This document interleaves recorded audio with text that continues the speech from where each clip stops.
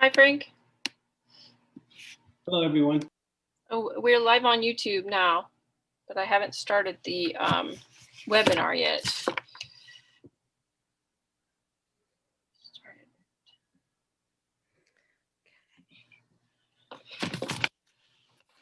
Hello, everyone. Hi, student board members. How are you guys? I'm good. How are you? How are you? I think we're ready, Julie. Okay. 1, 2, 3. Calling to order the open session of the Albany Unified School District Board of Education regular meeting on Tuesday, October 13th, 2020 at 6:11 p.m. May we have a roll call? Superintendent Wells. Here. President Trutain. Here. Vice President Duran. Here. Trustee Clark. Here. Trustee Doss. Here. Trustee Hinckley. Here. Student Board Trustee Mala. Here. And Student Board Trustee Corzo Clark. Here. Thank you. Thank you, Ms. Shin. Item 2 on our agenda is the Pledge of Allegiance. Please feel free to join in. Ready, begin. I pledge allegiance to the flag of the United States of America and to the republic for which it stands, one nation, under God, indivisible, with liberty and justice for all. Thank you. Student board members, could you read the AUSD mission and vision statement and our meeting norms, please? The mission of Albany Unified School District is to provide excellent public education that empowers all to achieve their fullest potential as productive citizens. AUSD is committed to creating comprehensive learning opportunities in a safe, supportive, and collaborative environment, addressing the individual needs of each student. Our meeting norms are to maintain a focus on what is best for our students, to ensure a safe environment for all views to be expressed, treating each other, staff, and the public respectfully, to endeavor to find common solutions to issues through collaboration without sacrificing one's belief in what is best for students, and to make a commitment to effective deliberation, each one listening with an open mind while others are allowed to express their points of view. Thank you so much, student board members. Item 6 is approval of the agenda. Does the board request any changes to the agenda, or can I get a motion to approve? I'll move we approve the agenda. I second. May we have a roll call vote, please? Student Board Trustee Corzo Clark. Yes. Student Board Trustee Mala. Yes. Trustee Clark. Yes. Vice President Duran. Yes. President Trutain. Yes. Trustee Hinckley. Yes. And Trustee Doss. Yes. Thank you. Thank you for approving the agenda. The agenda passed unanimously.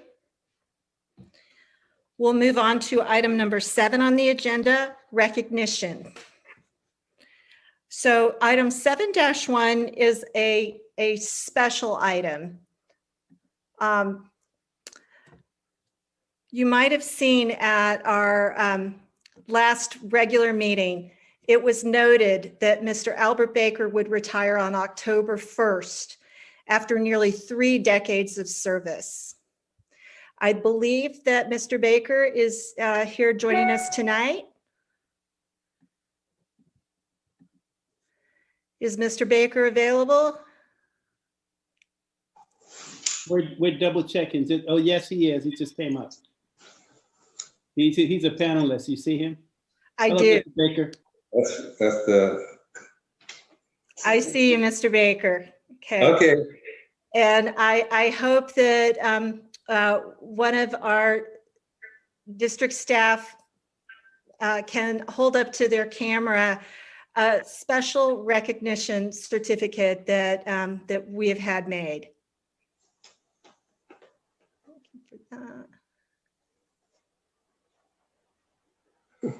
That should come up in a second. Here's the certificate. Let me read it. It says certificate Whoa, of. whoa, whoa, wait. Not yet. Okay. I'm so- If you can just hold that up to your camera, Dr. Wells, I have just a few statements that I want to read first, and then I'll read the certificate out or have somebody else read it. Okay, so anyhow, I've lived in Albany for 22 years of Mr. Baker's 28 years of service. Mr. Baker is an Albany institution. You could see him tootling around town in that district van any day and every day. He helped our children. He transported kids with special needs where they needed to go. Many things change and kids grow up, but until now, one thing that was a reliable daily sight in Albany was Mr. Al Baker driving his van. I will miss him, and I'm sure that many others will too. So let me see if, can some other trustee volunteer to please read the certificate that Dr. Wells is holding up on his screen? I'm happy to read it if I could see it. We all want Yeah. to read. Go ahead, Trustee Clark. Oh, Oh, Trustee Clark, do you want to? You go ahead. okay. No, you did it first. Thank you. Okay, certificate of recognition awarded to Albert Baker, a beloved member of the AUSD community, in honor of your commitment and dedication to the students, teachers, and staff of the Albany Unified School District, September 1992 to October 2020. We extend to you our best wishes and sincere appreciation. Thank you. And it's a little bit hard on Zoom, but I just want to give you a round of applause and deep thanks for all of your. Can they hear me? Yes, I think so. If you can hear me, actually, I'd like to take my time to commend Sabina Feinberg and the food service staff for serving the students and families for the last 7 months. Also, I'd like to commend my boss, Dr. Frank Wells, and his staff for their great work while dealing with the COVID-19 pandemic, remote learning, fires and bad air issues, and for addressing social injustice.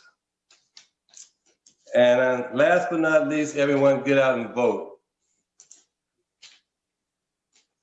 Thank you very much, Mr. Baker. I'm going to turn it over to Dr. Wells and to any other trustee that wants to make a comment at this point. To Mr. Al Baker, he was a guy that not only spent a moment talking to you, but he made you feel really good because he cared about anything you had to say. And he would leave you with a word that would carry with you throughout the day.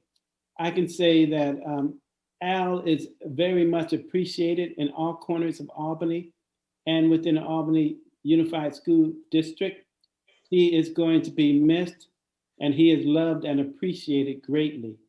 And he is one of a kind, and he has set a bar that no one else, I believe, will be able to reach. He will be legacy here in Albany Unified School District. Mr. Al Baker, we want to thank you for your service. Job well done. Thank you, sir. If I could just jump in and say, gracias, Mr. Baker, and enjoy your retirement. Thank you. May I say a few words also, Mr. Baker, on behalf of the Special Education Department, for your years of service to our students that needed you the most.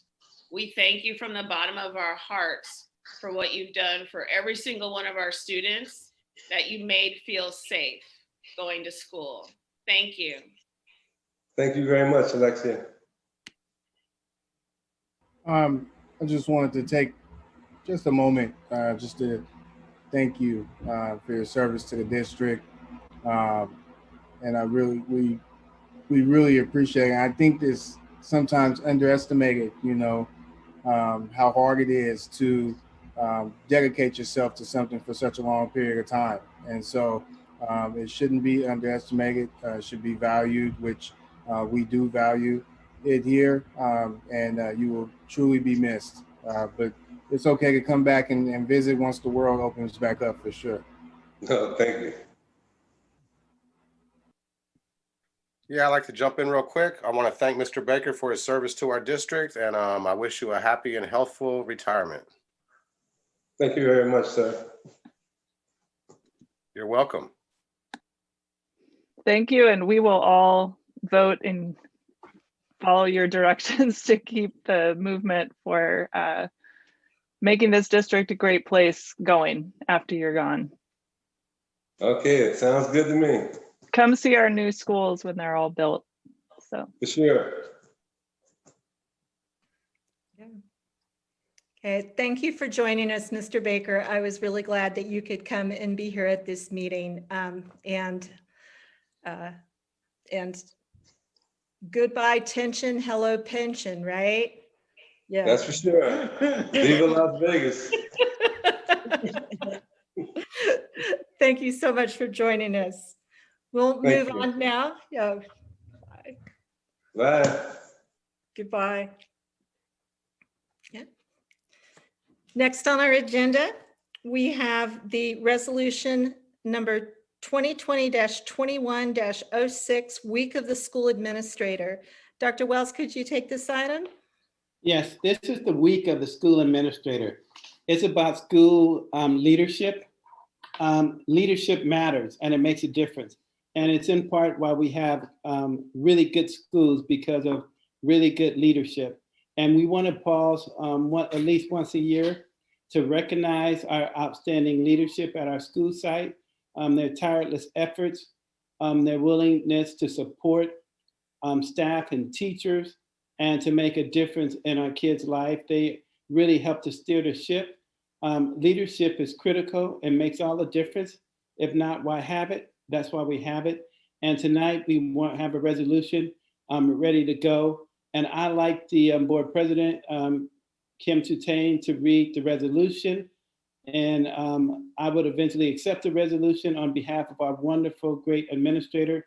And I say to our parents, the public, please feel free to stop by the schools. Our administrators there every day.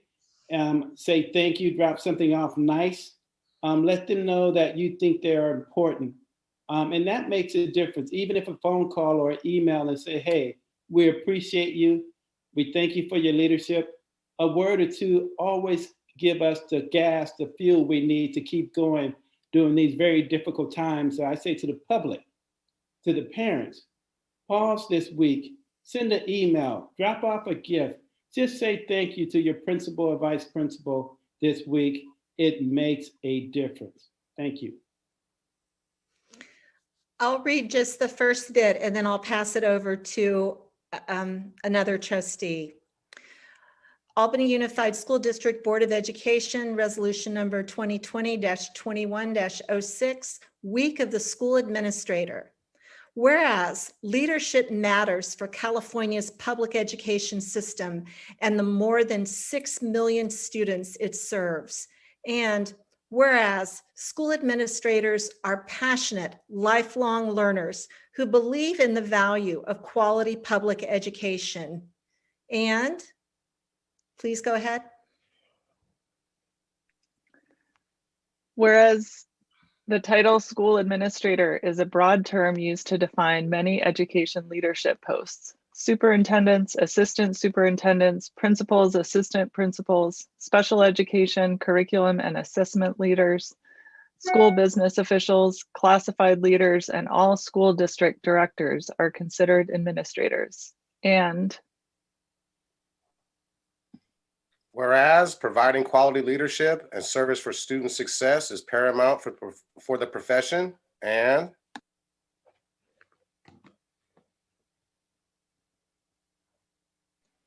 Whereas public schools operate with lean management systems, across the nation, public schools employ fewer managers and supervisors than most public and private sector industries. And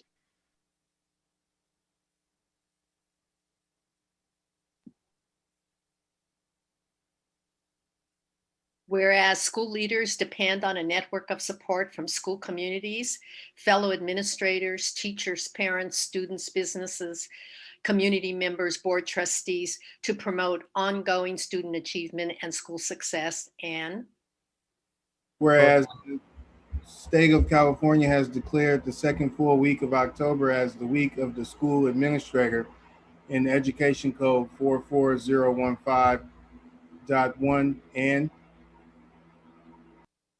Whereas the future of California's public education system depends upon the quality of its leadership. Now, therefore, be it resolved that the Governing Board of Trustees of the Albany Unified School District proclaims October 11th through 17th, 2020 to be Week of the School Administrator.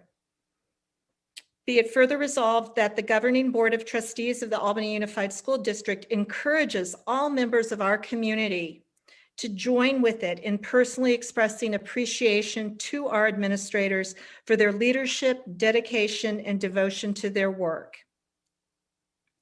Passed and adopted by the Governing Board of Education of the Albany Unified School District of the County of Alameda this 13th day of October 2020 by the following vote. And now it's appropriate that we hear a motion to pass this resolution. I'll move that we pass, I don't have the resolution number in front of me, but pass this resolution recognizing the week of the school administrator. I second that. May we have a roll call vote, please? Yes. Student Board Trustee Corzo Clark, Yes. Student Board Trustee Mala, yes, Vice President Duran, yes, President Trutain, Yes. Trustee Hinckley, Yes. Trustee Doss, yes, Trustee Clark. Yes. Thank you. Thank you, Ms. Shin. The motion passes unanimously. And I encourage everyone to do as Dr. Will said and take a moment, send a quick email or just give a thanks to a school administrator. Can I add a few words, President Chutang? Please. Yeah, I want to thank all of our administrators. I know personally how hard they work all the time in regular situations, but during this pandemic, we know our teachers are working really hard and support staff, but I also want to make sure that people acknowledge that our principals and everybody at the district office is working extremely hard as well, working into the nights, working over the weekends. And I know that being a teacher myself, unfortunately, I don't get to spend too much time collaborating with the the administrators in Albany at the school level, because I'm working in San Leandro, but I know how hard folks work in all the school districts. And I just wanted to give a big shout to all of them, and appreciate you guys very much. Thank you, Trustee Clark. Well said. And I'd like to move us on to our item 8 on the agenda, approval of the consent calendar. Do we have any questions on the consent calendar or any items that the board requests that we discuss separately? I wanted to just request that we discuss something separately about item 8-4, just briefly. Okay, please go ahead. I just wanted to, I know there was some, there's been a lot of public discussion about the opening of the Albany pool. And so people may notice that on the personnel assignment order that our pool director is leaving us this week. And that is part of the reason why our plans for opening the pool were delayed. So I just wanted to draw attention to this now that it's a public item. And Trustee Hinckley, in my superintendent report, I'm going to speak to that further and give an opening date for that. Okay, thank you great. for that. Okay, and I'd like to thank Ms. Mendieta for her service, her dedicated service to the Albany Unified School District. She is a fearless proponent of swimming and athletics for many years here. And gave us one of the most exciting staff reports, or not staff reports, spotlight features that we've ever had. So thank you. I will go ahead and make a motion that we approve the consent calendar. Second. May we have a vote, please? Student Board Trustee Corzo Clark, Yes. Student Board Trustee Mala, Yes. President Trutain, Yes. Trustee Hinckley, Yes. Trustee Doss, Yes. Trustee Clark, Yes. Vice President Duran. Yes. Thank you. The consent calendar passes unanimously. And we move to our superintendent and board member reports. Dr. Wells, please go ahead. Thank you. I'd like to start off, and Ms. Shin would momentarily put the superintendent report on the big screen, and there it is. The first item, as it's coming up, and I will speak to it, Albany Aquatic Center outdoor pool reopening date is October 2020.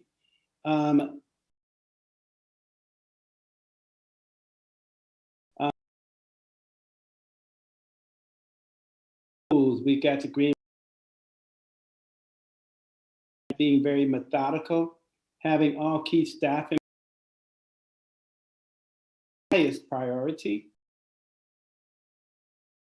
opening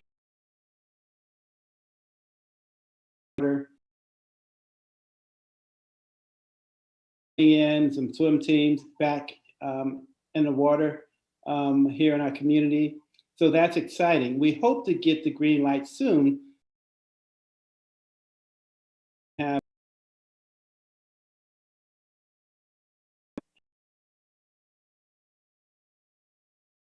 and our kids. And so we're just waiting for the word. We do have strict guidelines that we went over and trained our staff the last couple of weeks, making sure everybody up to speed on pool safety protocol based on the guidelines we get from our health department. Our next item. So I wanted the community to know that. So again, the scheduled opening date is October 26th. So there we are. Next slide. School reopening readiness dashboard. As mentioned last week and mentioned in our my newsletter out to the community today, that we have opening schools and we're working very hard on that. I want the board and the community to know where we are in each of those categories. So we're going to have a dashboard addressing all the required categories. Where we are, have we completed? Is it in progress? What percentage of progress? What's remaining to be addressed? And we're excited and moving full speed ahead to have our schools up and ready to go. And when I say schools, schools outside of preschools, because we know we have preschools scheduled to open November 2nd. But our TK through 12 will start opening in 2021, January, and we had identified those dates at our last meeting, and they're in our newsletter and our website. But it's the early part of January, we have our primary grades opening up, and then a week later, we have grades 3 to 5 opening up. And then February 1st, we have scheduled our middle school and high school. Next.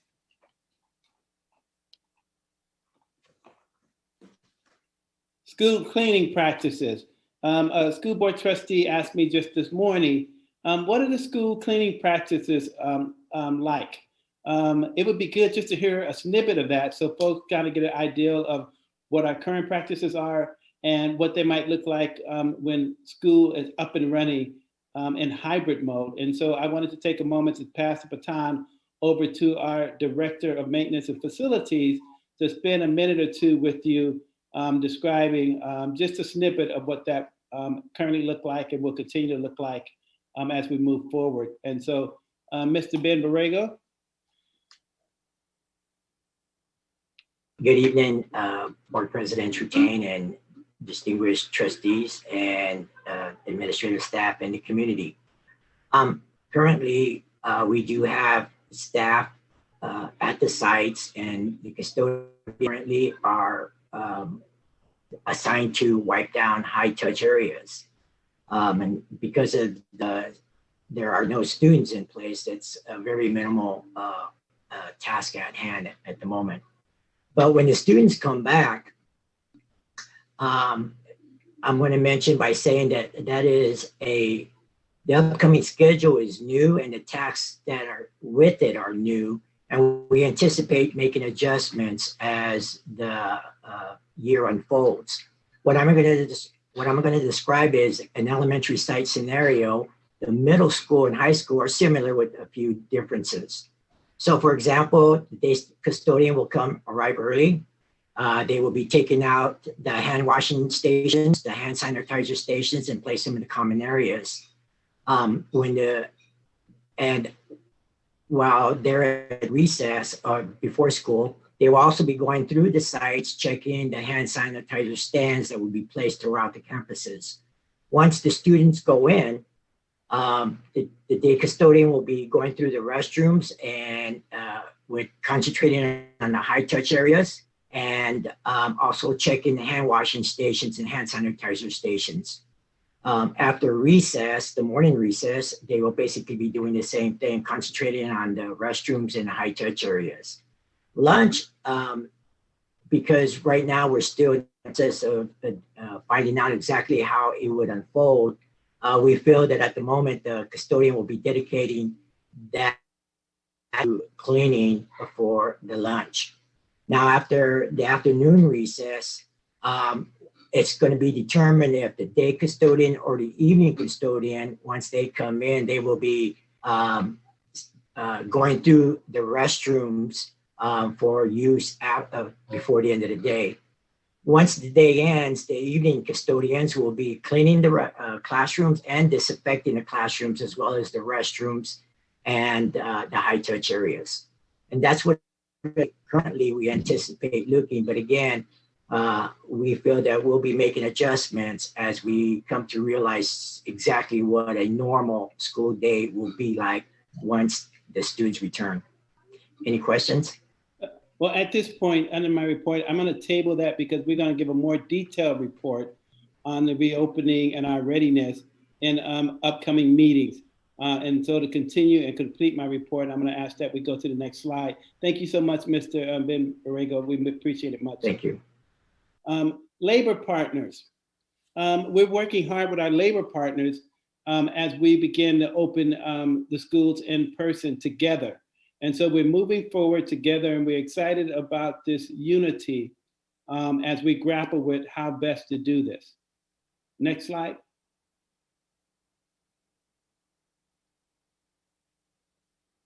Student school board trustees. Why do you have that on there? I am so glad you asked.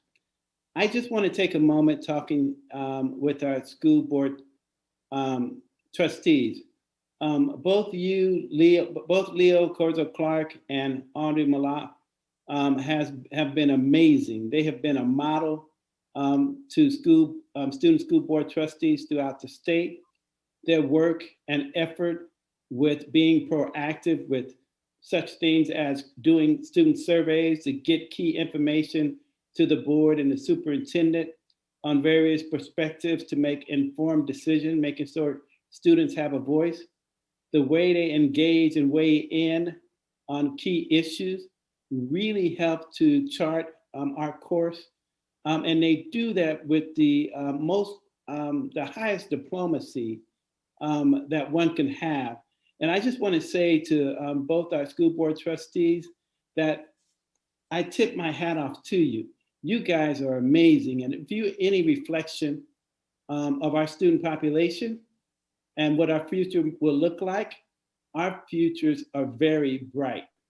And I also want to tell you and encourage you to, as you begin to apply to colleges, and you get your letters of recommendation together and you figure out where it is you need to get them, you working directly with President Kim Tutang. And it would be very influential if you guys took advantage of her by asking her for a letter of support that you need for most of the universities that you're applying to. And you can ask myself or anyone in my staff, and we would be willing, enthusiastically, to write you a letter of support because of what we witnessed, your leadership and how you exhibited and modeled ideal boardmanship. And I wanted to thank you for what you do, you for being model students and student leaders, and just let you know we appreciate you, we notice you, and we are amazed by you. So thank you for what you do. President Tutang, that concludes my report. Thank you, Dr. Wells. Thank you. Thank you. And I move it right over to our student board members for their report. All right. Okay, so we're just going to go by a site. So starting with the high school, this Tuesday, October 13th, the Parent Teacher Association is having a fundraiser with Zachary's on Solano Avenue. You can find the coupon on the high school website to show when paying. And if you show that coupon, then the PTSA will receive 15% of the sales purchased between 11 a.m. and 8:30 p.m. that day. Club Rush happened virtually last week at the high school. 43 clubs were able to promote themselves on a live Google Doc sent out to the student body. And we're also able to reserve time slots throughout the week to showcase themselves and recruit new members via Zoom. Lastly, the high school is introducing a new camera policy. Starting on October 19th, students will be expected to have their cameras on during classes unless given permission to turn them off by their teachers. In addition, parents and guardians will be able to opt their student out of this expectation by filling out a form emailed to them, although some exceptions will apply. As for the middle school, fall conferences will be held from October 19th through October 23rd, where parents and guardians can meet with their child's teachers and receive an update on their child's progress.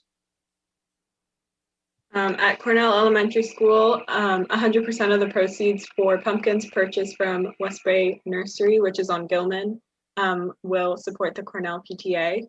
And Picture Day for Cornell will be happening October 14th and the 15th, which is Wednesday and Thursday of this week. And then at Marin, on Tuesdays of each week, the Marin ELD teachers will be hosting Cocoa, Cookies, and Conversation, which is a fun and informal way for kids and adults to practice their English. And during these sessions, teachers will choose a topic to talk about for the session, and then during the session, they'll practice vocabulary and phrases, and then work in small groups to speak to one another. And then at Ocean View, on October 15th, which is in 2 days, and then also the 22nd from 4 to 5, the Ocean View community is invited to have a coffee talk with Principal Georgeson via Zoom.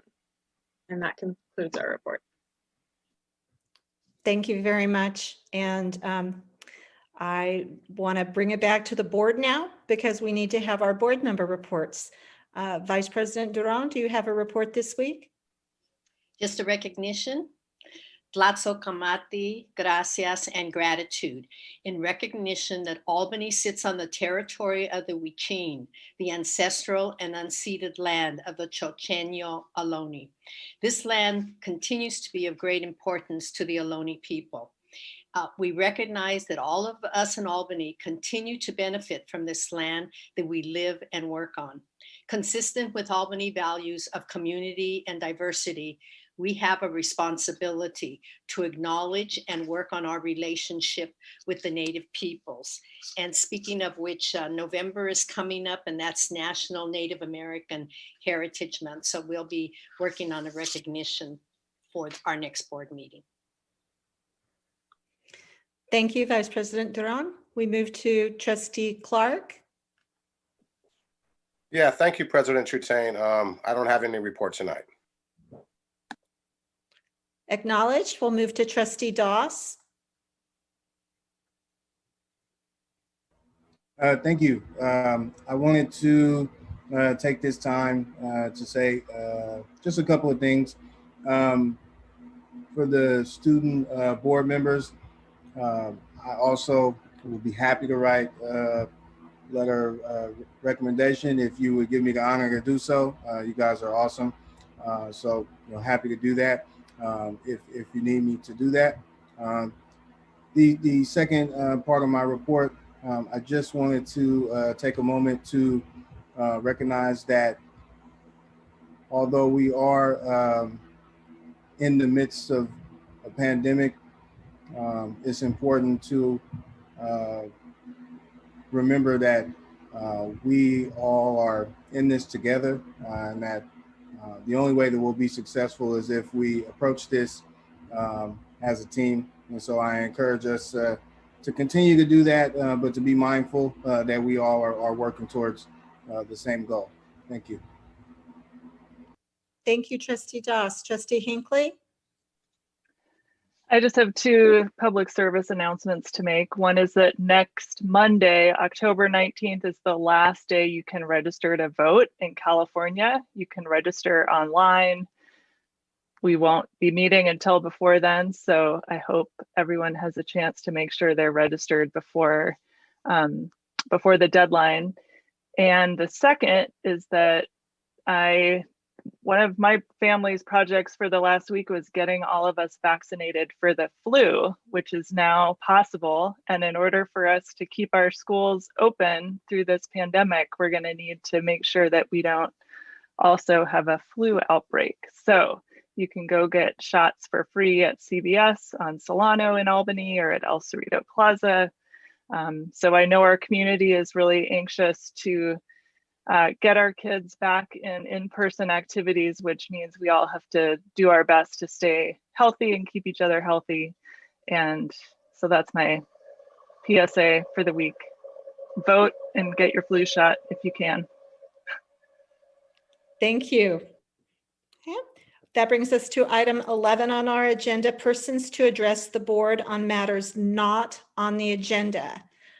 So if you're an attendee at this meeting and you'd like to speak on something that's not on our agenda, now is the time. I see we do have a couple of raised hands. And so we will be taking comments. Our first comment is from Abby Scriven.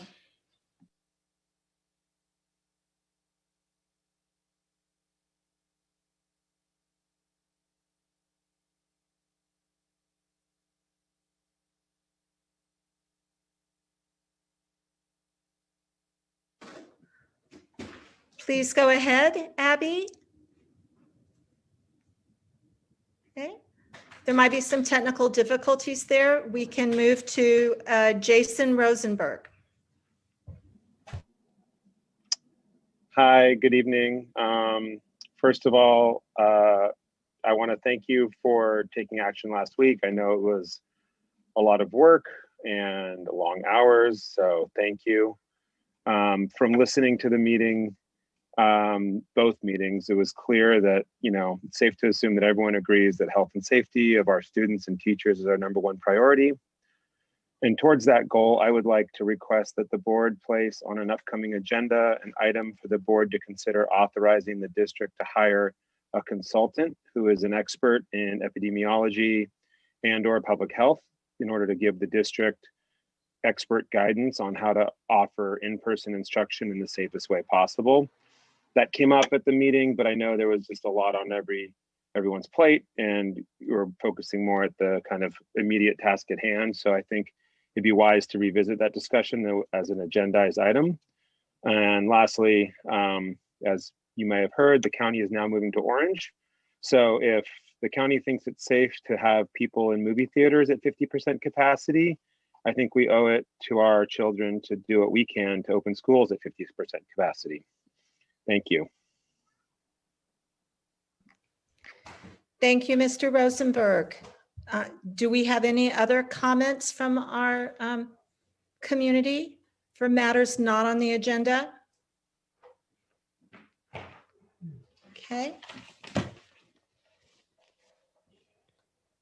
Seeing none, we move to item 12, our staff reports. We have two extensive staff reports tonight. The first from Cornell Elementary School, the second from Marin Elementary School on student achievement.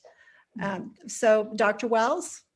Thank you, President Tutain. This is very exciting, making learning visible, and this is part of the process this year as we bring forth our student achievement plan to the board.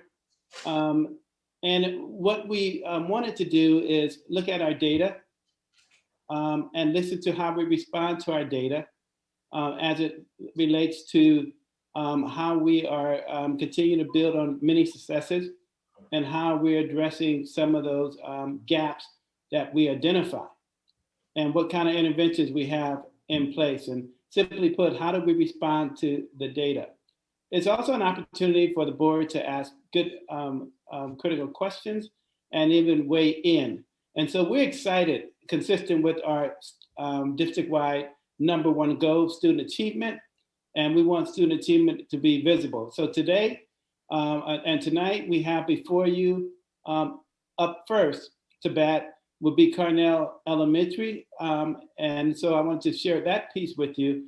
And I'd like to turn it over at this time to Assistant Superintendent Marie Williams. Thank you, Superintendent Wells. Good evening, all.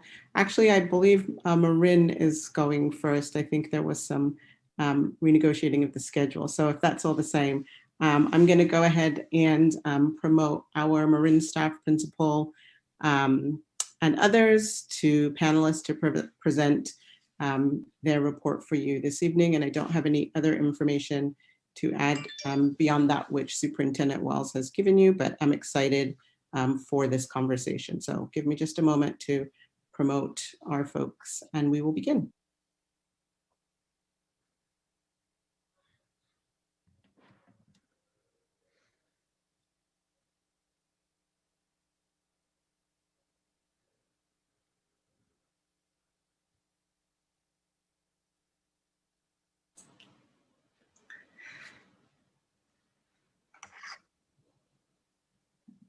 Go ahead, Melissa.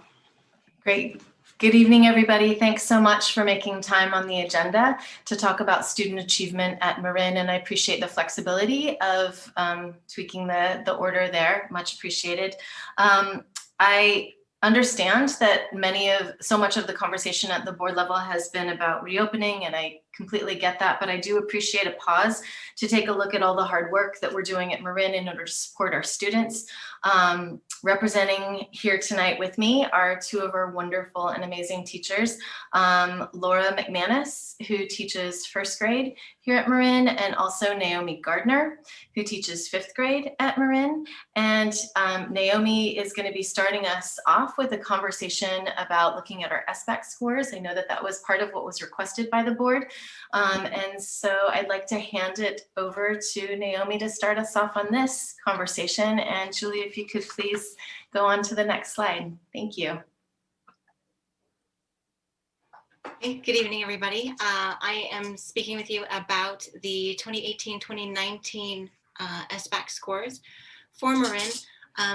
Remembering that this was done in the spring of 2019, and so this current group of 3rd graders is now in 5th grade because we did not have any SBAC scores or SBAC tests taken this past spring. So this is some older data, but it's still useful. We actually use a format at Marin that was started by our amazing principal, Ms. Ritchie. And it's a format that we have across grade levels. Teams meet during our staff meetings where you have a kindergarten through 5th grade teacher plus a specialist. And what we do is we look at all of our data and we we remember what happened, what was going on at that time. We recall all the summative data that was happening, what happened in that prior school year. We reorient ourselves to what was going on at that time. We reflect on what worked, what didn't work, how did our resources align with our student performance, and then we respond. What can we do? So those are things that Ms. Ritchie put into place, and then Ms. Poole continues for us. So the benefit of this data is that it is norm reflective. It is not subjective. It is overall data. It's like a 30,000 foot view of our school. Typically, we use our formative assessments. We use, you know, for me, I have students hold stuff up on a whiteboard, so that I can use that for my instruction. Oh, we're not getting this yet. Oh, we got this. We can move on. Then we have some diagnostic little quizzes, and then we have our local benchmark assessments that we use. I mean, they're so important to us. So we have our district benchmark math and our writing assessments that we do. We also do the FNP, which is our reading assessment. And the 5th grade, oops, looks like my internet is not stable. Hopefully it's working. Our 5th grades do also the SRI, which is the Scholastic Reading Inventory. And that's so that the middle school teachers can compare the rating scores like apples to apples, because the middle school also does the SRI. I think Laura is going to be talking about FastBridge. That's another assessment we do. And we're just starting that one out. But looking at this graph, you can see that the 80% is in ELA, and that's the green, that combines the green and the blue, meaning they have met or exceeded standard. And in math, we're a little bit lower, but also that's combining the green and the blue, the meeting and exceeded the standards. Ms. Sen, could you move it forward, please?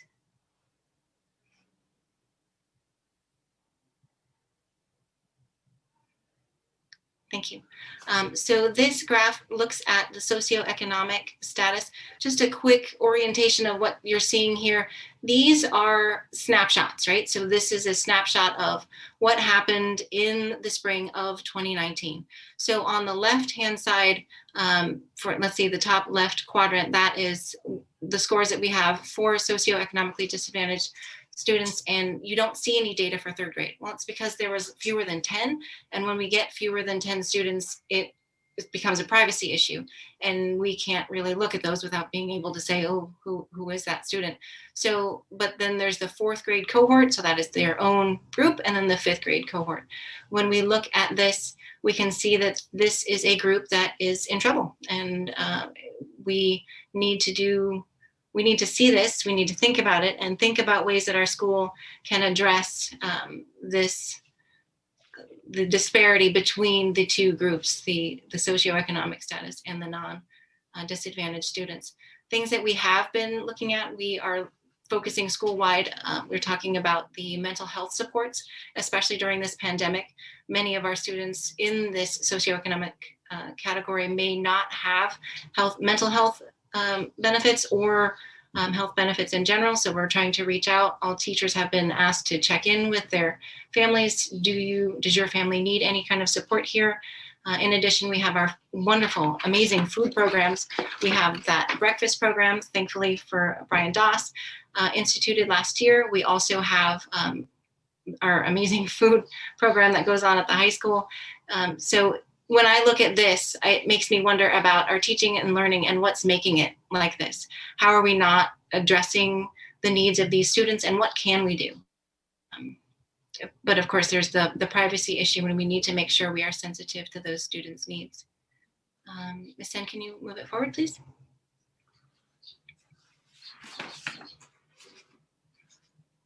Thank you. So in this group, we're looking at students with disabilities. Again, you're noticing that there's only data, I believe, here in grade 4. And so that's, again, at this time, oh, sorry, 5th grade is shown. And you're only seeing that because that's the group with larger than 10 students in it. And then when you see all grades, that is not just at Marin School, but that's all grades in Albany Unified. So if we look at the scores at Marin, they are comparable to the general pattern that we see district-wide. Our IEP goals were designed to address these issues, and these IEPs are created with the gen ed teacher, with the special ed department, and with the family. So everybody's working together to hopefully address the issues that are creating the performance bands that you see here. If we could move it forward, please. I'm trying to go fast.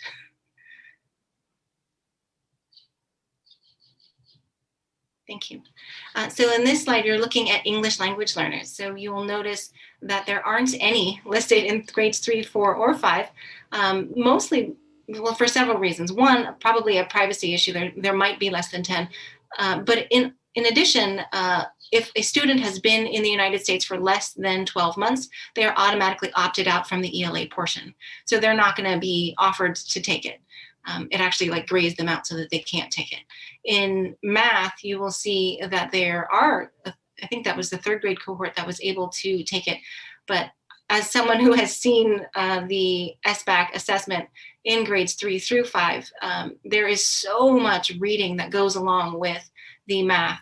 It's very little of it is actual computation. So what you're seeing is pretty amazing that these students who may have been in the United States less than 12 months, and yet still they're able to pull out all that blue and green that you're seeing there, which is quite amazing.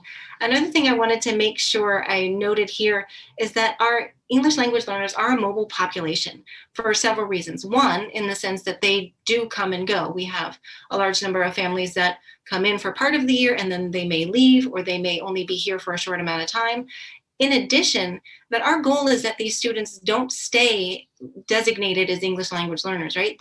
Our goal is that they are redesignated as fluent. And so when you get to 11th grade, hopefully by then, these are going to be different students who are not going to have been in the ELA, English Language Development Program, their whole span here in Albany. So it is a moving, mobile group of students here. And I think that's important to notice that. And also important for us to think that we don't want students staying in that designation their whole career here. I think last one, please. Oh no, 2 more. Thank you. All right, so this one talks about ethnicity, our subgroups. The first thing that jumps out at me is, one, I'm not seeing any African-American cohort here, and that's because our numbers at Marin are just too low.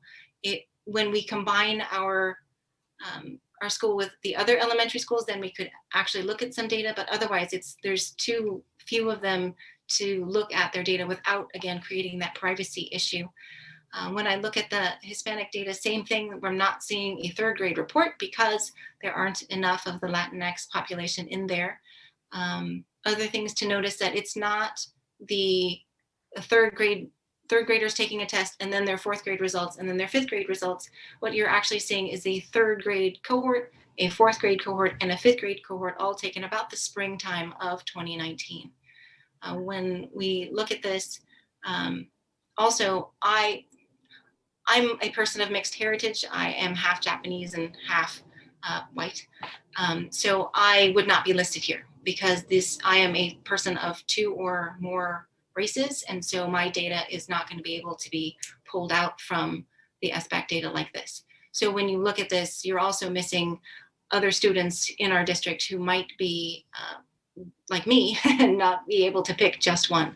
So what you're looking at is just students who are just able to pick one ethnicity. Looking at it further, there is a disparity between the Latinx, especially that 4th grade data that we see in English language arts, and the same pattern continues. Ms. Sen, if you could go to the next slide. The same pattern continues if you look at math as well, which is on the next one. So this is important data for us to look at because it does give us a view of these subgroups, but it doesn't exactly inform our instruction. It doesn't inform our teaching. The way Ms. Ritchie set us up to look at this data, we have been able to see students who may have been flying under the radar. They're not setting off huge red flags, but at the same time, they need help. So when we do look at the data like this, and then we notice individual students, then we are able to say, we need to get some resources, get some help to these students. It helps in that sense, but this is, again, old data that we would use looking at maybe in the fall of the next school year. But mostly what we do is we use our benchmark assessments to inform our instruction. And I think that's it. Great. Thanks so much for presenting the SBAC data, Ms. Gardner. There's a lot to it, and I appreciate the way you summarized the conversation around the data and acknowledging the different subgroups and the different information that we see there. There's a lot to it, and we could definitely be here all night taking a deep dive into what SBAC data does report. And I just want to say too, just to add on to what Ms. Gardner was saying, that even though we can't report publicly the data from our African-American students, because we don't have enough of a population here at Marin to do that, we do receive data for those students in order to help support them. It's just not that we can present it in this format. So I just wanted to offer that up too. So this is one measure of what we do here at Marin and across the district as well. And Ms. Senna, if you could please advance the slide. Thank you. And here we are today. So yeah, the SBAC we gave last spring, not last spring, the spring before last spring.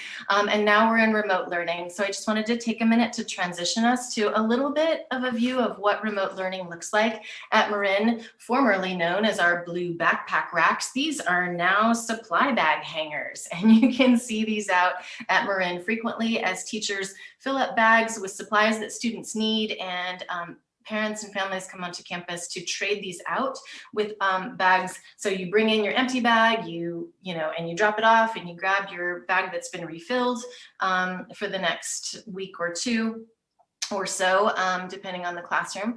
We also have our little free library. There has been a lot of need for students to have reading materials that are not online, and we support this at Marin by implementing this little free library thanks to our librarian, Stephanie Jaffe, who's doing a great job with this. There's an option for families to donate books, and those get held for a couple of days before they're put on the carts for anybody to come by and take a look at and take a book and exchange a book. These are out every day at our school, so please come by and help yourself to a free book. So Ms. Sen, if you could advance the slide, please. Thank you. All right, so a little more getting into the data of how we serve students here. A chart about our intervention services and how we are currently supporting our kiddos in need of support. Our reading intervention is an incredibly strong program. We serve about 45 students in that program, which is about 9% of our population. Same with math, we have about 30 students being served, which is about 6% of our population. The reason why the numbers of students being served is an approximate number is because we're still collecting data and refining our identification of students who need this support. A typical and non-COVID school year where we're not learning remotely, assessments happen in person, and we're usually up and running with more concrete numbers by this time of the year, but this year is taken as everything is moving a little bit differently due to the closure. It's taken us a little bit longer to adjust, but I am really pleased and proud. So grateful for staff for serving these kiddos in groups on Zoom or individually. So that is definitely happening, but numbers still being refined.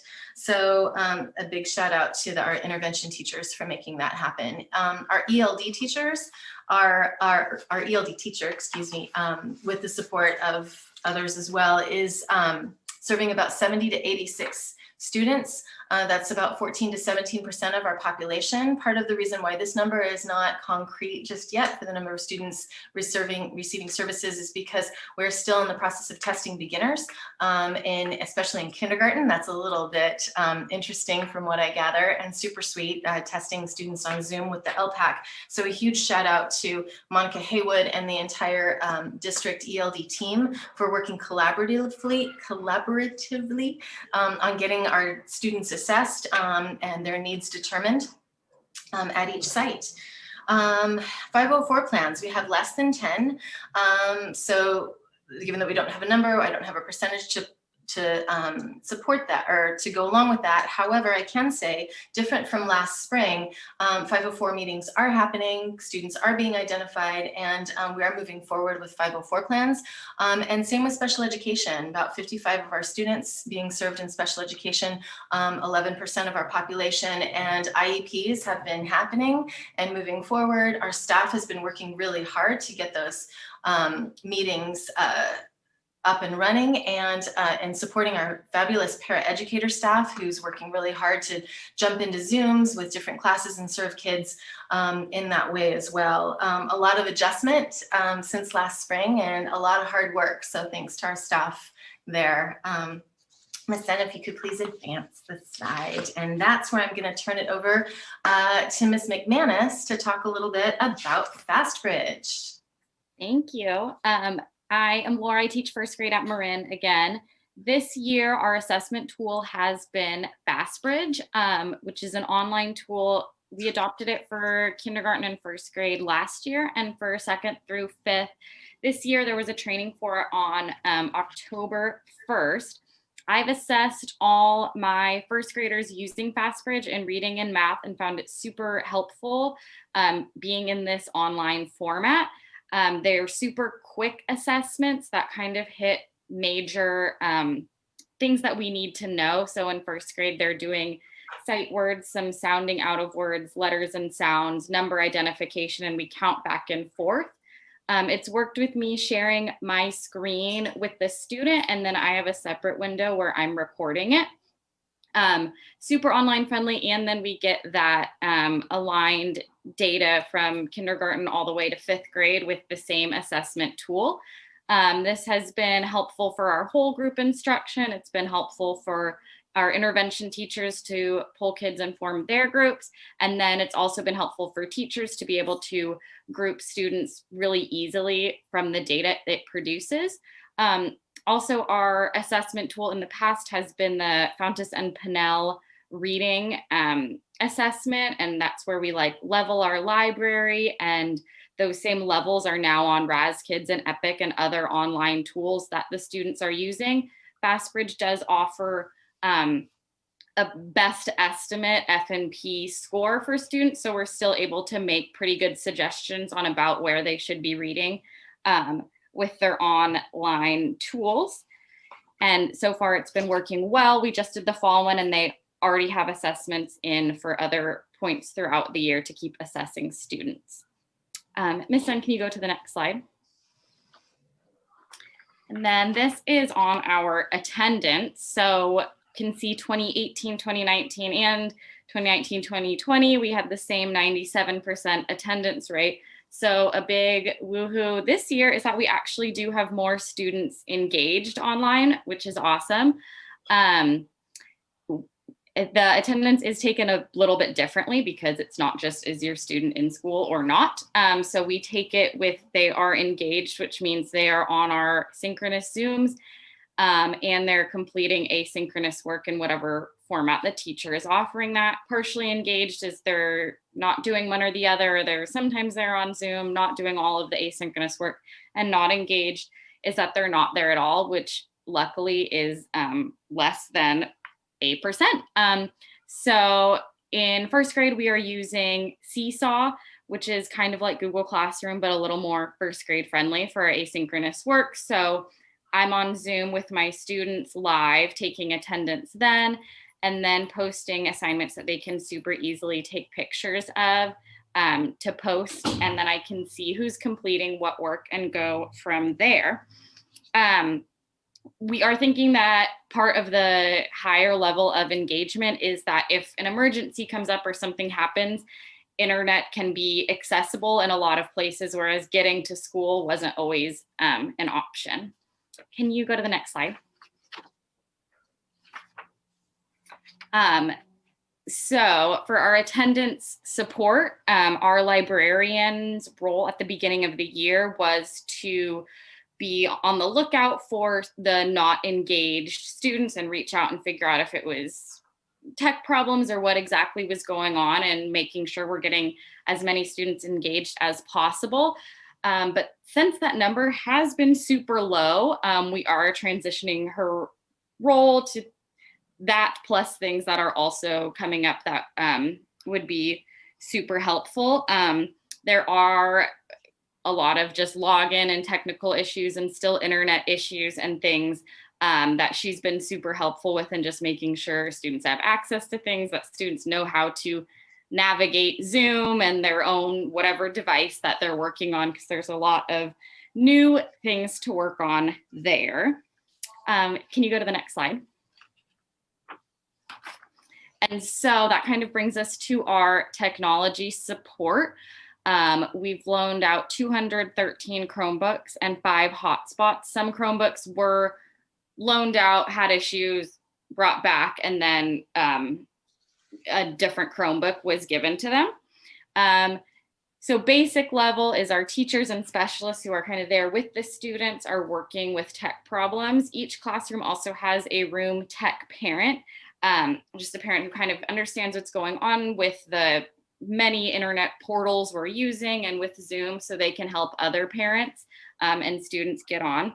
Our librarian has been super helpful with even just pulling a student into a breakout room during a whole classroom and kind of testing out things with audio or internet and seeing if she can fix an issue while she's there.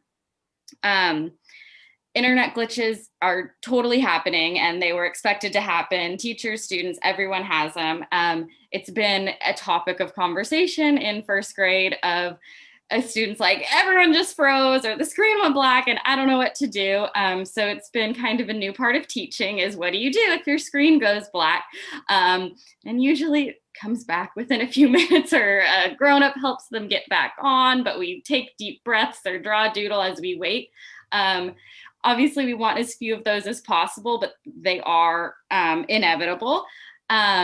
And then a huge thank you and yay, woohoo to our district tech staff. I know before school even started, every teacher getting on Zoom and Clever and Seesaw. And I know I submitted like 3 tech tickets at least before school started myself. And like, they've just been on it and helping us and helping parents. And it's been amazing. So thank you so, so much. And back to you, Ms. Poole. Awesome. Thanks, Ms. McManus. All right. So I'm going to chat for a bit about the California Healthy Kids Survey. Ms. Zen, if you could advance the slide, please.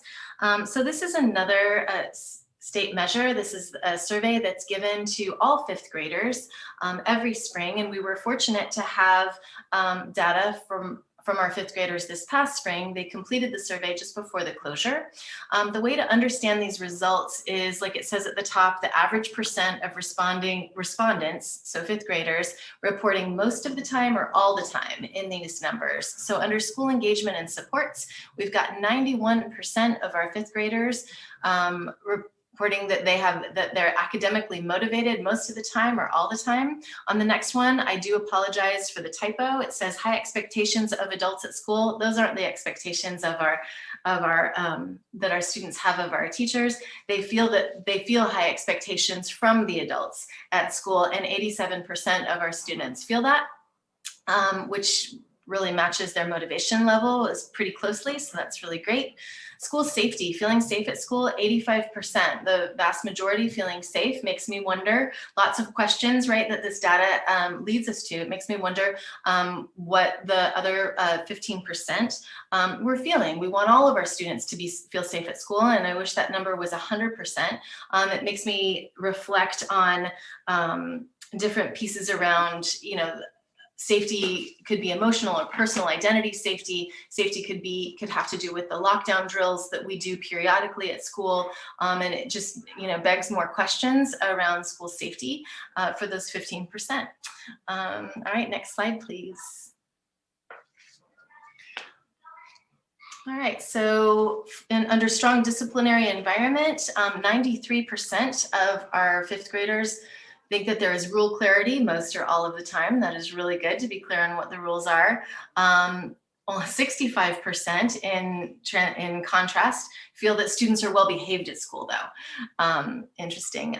Students are treated with respect. 85% feel that they are treated with respect most of the time or all the time. It's great to know that so many students feel respected. Again, that one raises the question about that makes me want to probe more. While I celebrate 85%, that's wonderful. Again, I wish that was 100, and it makes me want to probe into, is that respected by students, respected by adults, respected by peers, you know, so it's something I wanted to add it because it's just a question in my mind.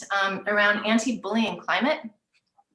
This is something that's important to all of us at Marin, and it says that adults make it clear that bullying is not allowed. 89% of our students feel like that's made very clear, and only 56% though feel comfortable stopping bullying when they see it happening, and that's a reason for pause and reflection there. We want more than 56% of our students to feel empowered to stop bullying when they see it happen. And we want more than 89% of students to understand that bullying is not allowed at our school. So it makes me reflect on programs like the Safe School Ambassadors that come to visit every spring to talk about how to be an ally and how to interrupt bullying when it's happening. That happens every year. It makes me reflect on the conflict manager, the program that we have. While it's been around long before I got to Marin, for sure, conflicts do happen and they continue to happen, and it's important to continue to support students with those important skills. And one change in our conflict manager program is rather than changing just a few selected students, we feel like it's important for all of our students to receive this training. And so that's part of what happens at Marin too for all 4th and 5th graders. And I look forward to getting back to that when and if we are back in person. All right, next slide, please. And I'm getting the message that my connection's not stable. That's one of those things that Ms. McManus was talking about. Just one of the, sorry if it's frozen for a minute. All right. Mental health supports. We started our school year, I started meeting with ILT in July, talking about Maslow over Bloom, about how Maslow's needs, love, belonging, security, safety need to be met in remote learning before Bloom, before any sort of academic understanding can happen. This reminds me of the work that we've done around Zaretta Hammond's work on culturally responsive teaching. If your amygdala is hijacked, you are not available for learning. So especially in these times of stress with COVID and a variety of circumstances that our students face every day with their families at home, it's important to make sure that brains are open and available to learning. So yeah, I think that I also want to say that, yeah, we want to make learning fun and as engaging as possible. That's part of what we love doing at elementary school, is making learning fun and engaging. I am so pleased to report that I got to see my first play on Zoom by a 2nd grade class. Congrats to Ms. Bishop and all of her 2nd grade students for a wonderful production of learning about character and singing and moving around on Zoom. So that was really lovely. I know that we have a Second Step Up program that focuses on difference and empathy that our counseling interns have been implementing at the start of the school year that goes to support our focus on social emotional needs. And finally, we have a referral system for teachers to refer students in need. This can be initiated by teachers. It can also be initiated by parents who reach out in need of support. So we currently have 22 students being served. Our group counseling focus areas this year are social support, gender, changing families, and anxieties. It doesn't mean that it's limited to those topics. It just means that that's a place where we're starting our referrals from. And I want to give a shout out to School Care for making that counseling position possible. School Care adjusted our needs, or readjusted their focus in terms of funding this year, and provided not only a person for group counseling, but also art or music mental health support. And we're using that at Marin for art to provide, again, engagement with learning. Next slide, please. So last week or so ago, a survey was put out to just kind of gauge parents, to get parents' feedback on how remote learning was going. Staff and I really felt like things were so different this fall than they were compared to this spring, and I thought it was important to reach out to our families to see if they thought similarly. So the graphs that are presented here in the upper left-hand side of your screen, you'll see that there's a fairly even distribution of grade levels reporting from kindergarten through 5th grade. Down below there on the left-hand side, the question is, please rate the amount of time your child spends on Zoom. And the indicators there were, 1 meant there wasn't nearly enough time on Zoom, and a 5 meant way too much. And 64.7% of our parents responded that it's right in the middle, which tells me that, you know, while there are definitely folks who are, you know, on both sides of that bar, it tells me that we're kind of hitting it right in the middle for the majority of families. I know not all families, but I certainly want to recognize that. On the right-hand side, the graph is about rating your child's level of engagement with remote learning, and right underneath it, it's please rate your child's overall remote learning experience. Oh, thanks, Julie. Appreciate that. And the reason why I put these two on the chart was because not only did I want to show that there was, or what parents thought about both of these. Oh, and the indicators there were, a 1 meant for the first one not engaged at all, and a 5 meant extremely engaged. And for the overall learning experience, a 1 meant not good at all, and a 5 meant extremely positive. To me, these graphs really are similar when you look at them. And what that tells me is that if you perceive that your child is engaged on Zoom and with remote learning in general, you're perceiving their overall experience as a positive one. So, and they sort of mirror each other. So those are some of the results from our recent survey. Next slide, please.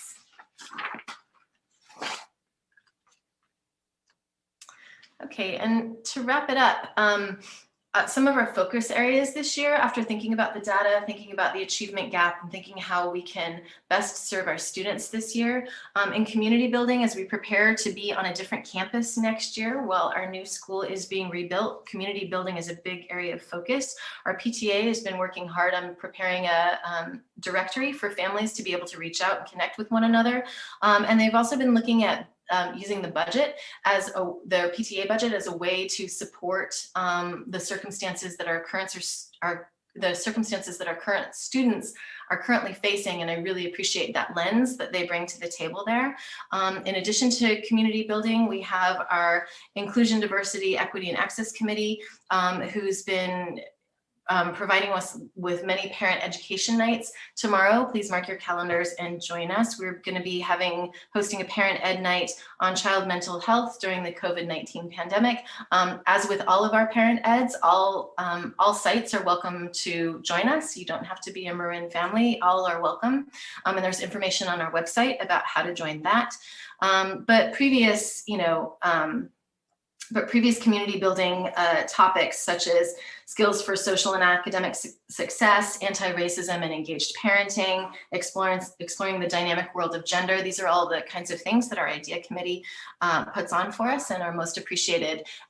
We used to get a very small number of parents to attend these, and one good thing about our circumstances is we can get like 200 people on Zoom at some of these events. So it's really lovely to see that participation.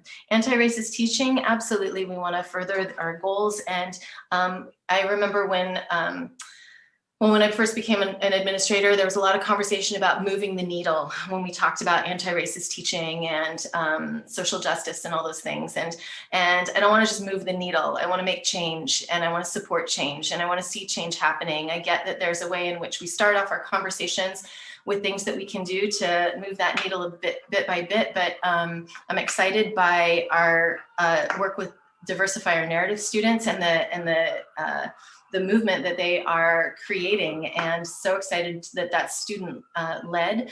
I am super pleased to say that they attended our district professional development last Wednesday. And a shout out to Marie Williams and Jen Gripman for making that happen. That was really wonderful to hear stories from the students and talk about the demands that were in their petition. And I'm excited about working with the other 2 elementary sites as well, and with our teachers who are interested in furthering the conversation and meeting with them to figure out some next steps and talk about how we can not just move the needle, but make change in our district. And so finally, it wouldn't be right to put focus areas as the last slide and not put remote and hybrid learning on there. Y'all, that is so what we're doing right now. We are reinventing the ways in which we teach, and it's not minimal. There's a lot of things from not just, assessments that Naomi and Laura talked so wonderfully about, but, how to deal with delivering curriculum and supporting students in learning when you're nowhere near them and you can't just stand next to their desk and say, hello, how can I help you? It's different, and it's going to be our continued focus this year, especially as we talk about transitioning to hybrid learning, and further how we can address the achievement gaps that we've seen historically and meet the needs of our most needy students. And that is absolutely going to be a huge focus this year. So I want to thank Ms. Gardner and Ms. McManus for doing this presentation with me tonight, and to the board for giving us this opportunity, and specifically to Ms. Williams for the support provided to make this happen. So do you have any questions for us?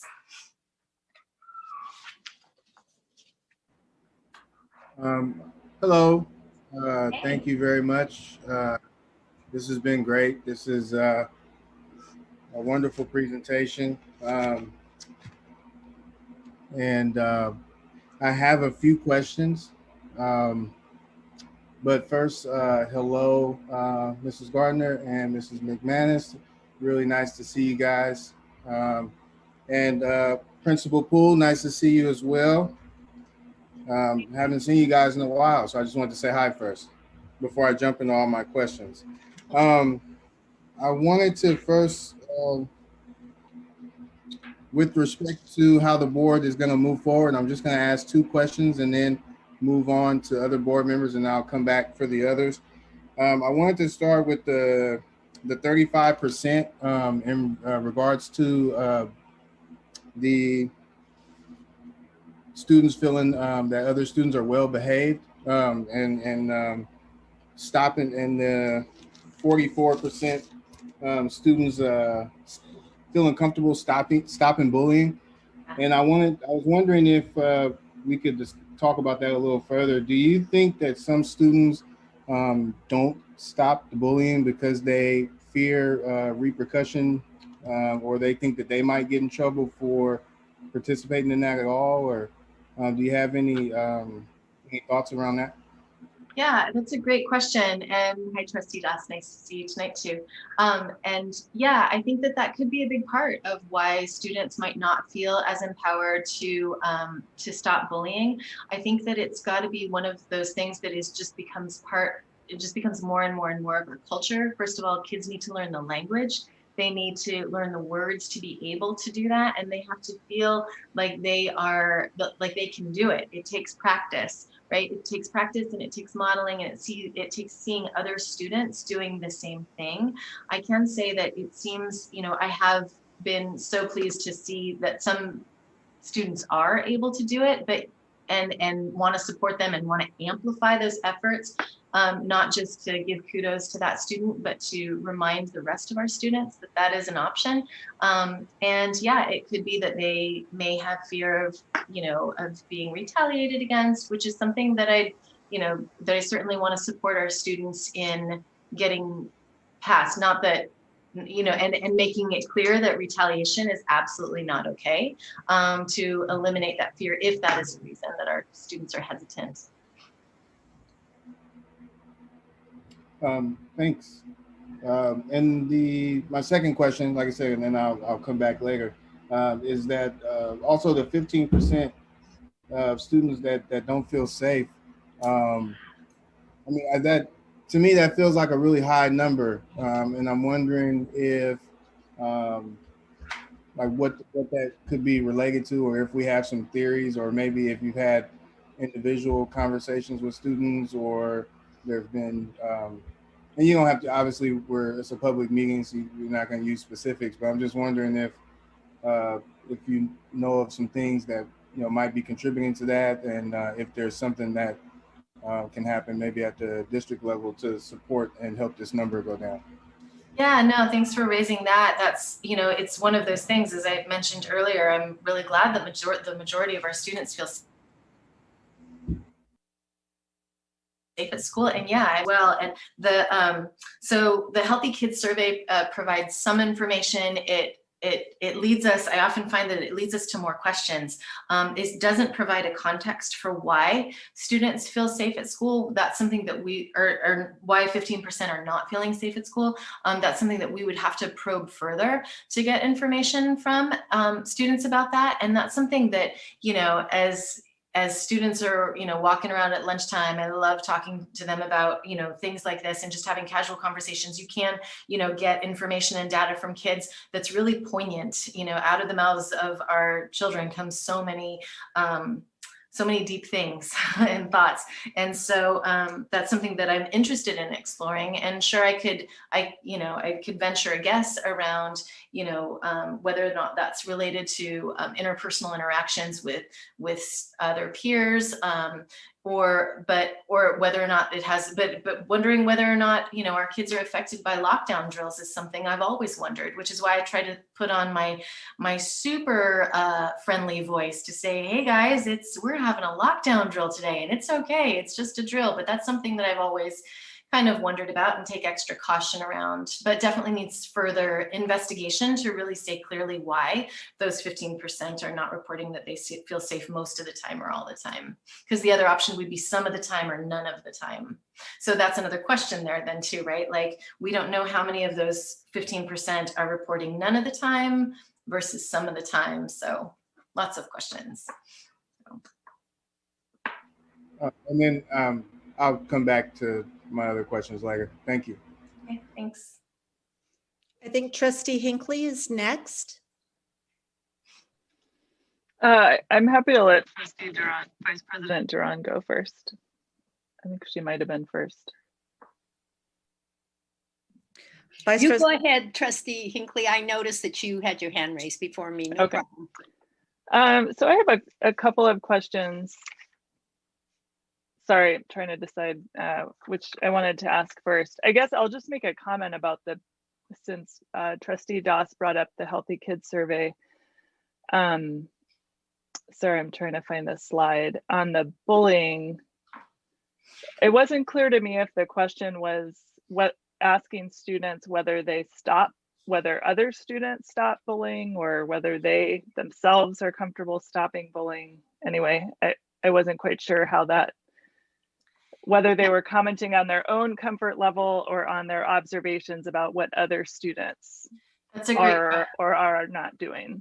Yeah, that's a great question, Trustee Hinckley. And I typed it in there the way that it was reported in the survey. So it just says students stop bullying when they see it happening. So that could be that they see others or they feel comfortable doing it themselves.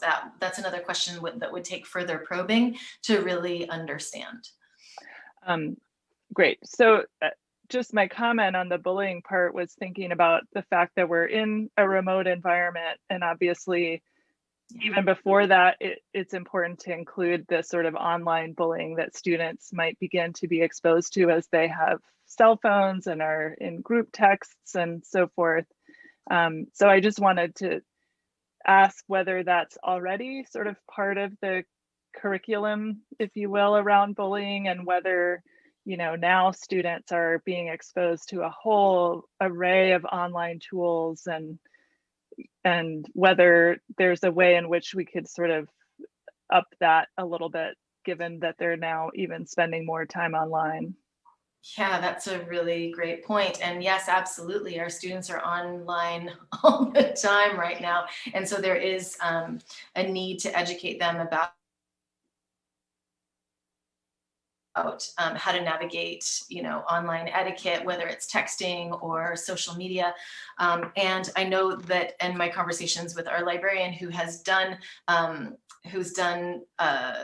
digital citizenship lessons, that's just been part of what normally happens here at Marin and at all in elementary schools in the district. We definitely have, you know, our curriculum to support students in navigating their online presence, but that certainly is upped during these remote learning times. And I know that there's been an effort on the part of our librarian to put these lessons out sooner than she typically would to address these needs. I can say that there were issues that were raised last spring that prompted us to, you know, enlist the support of parents to say, this is the language that we're using at school. This is the language that we'd love for you to use at home, in order to work together and support students in being safe. But you're right, it is definitely a need.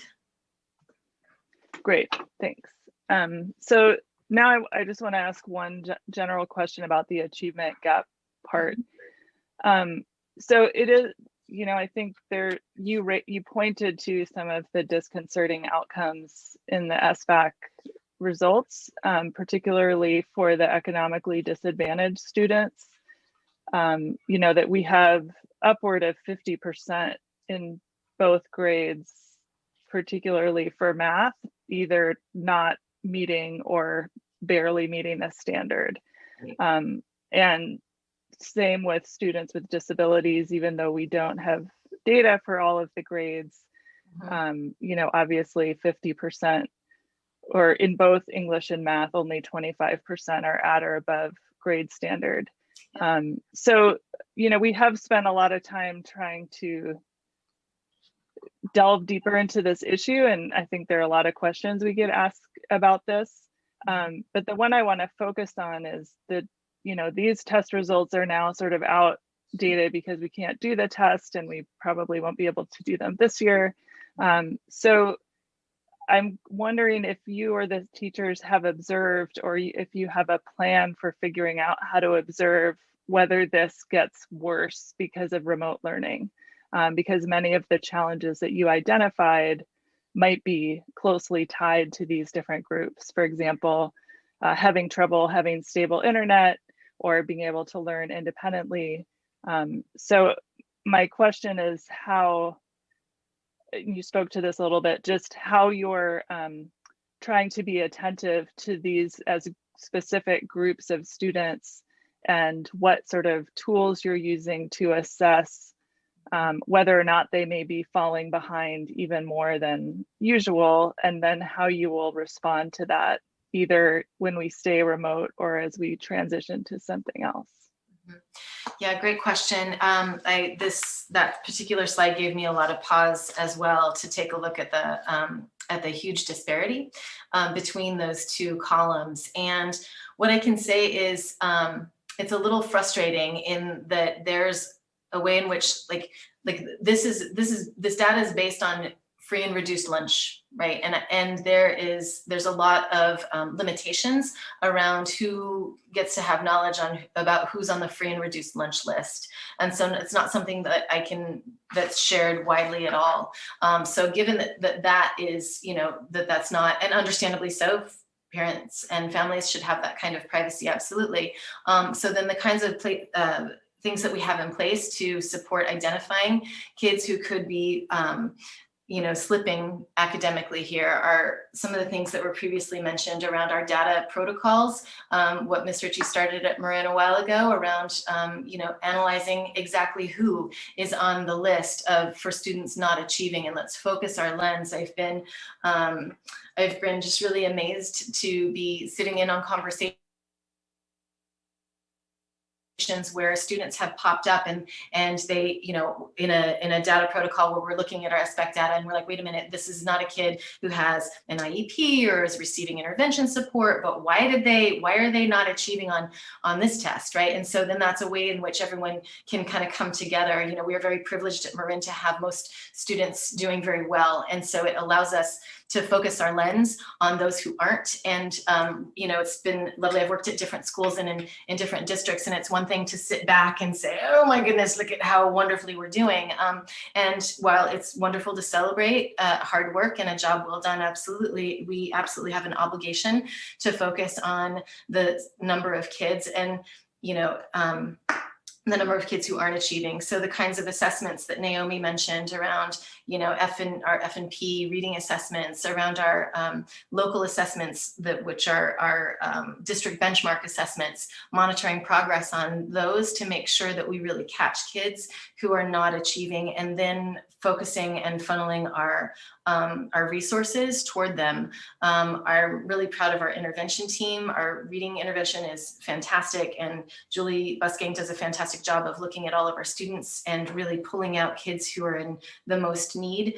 Same with our math intervention position. We have a designated staff person who takes a look at the need across the board, because, you know, as a classroom teacher, I'd see my 25 kids and you'd see your 25 kids or whatever. And, you know, so we identify our need, but having somebody having an eye on the bigger picture in order to allocate resources appropriately, I feel is important. And they're doing that work. So yeah, that's the ways that we hope to catch some of these kiddos, but clearly there's more work to be done. Thank you. Okay, if I could just it's a perfect segue because those were actually some of the issues I was going to raise. And if you could just talk just a little bit more, giving some detail about the fact that pre-COVID, you already knew percentage of kids even in general. Level 1 and 2 kids in English language arts at Marin was 19%, and that's just across the board.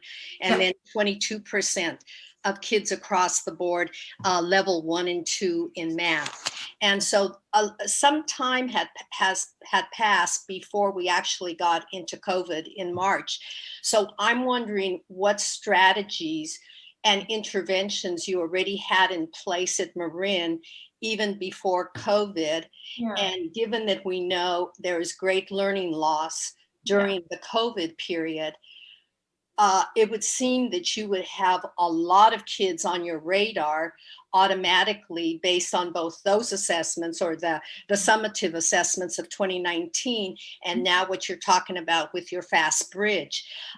So I was also looking at your intervention numbers and they seemed a little low, especially in math, given that that seems to be the area that has a lot more kids that are in levels 1 and 2.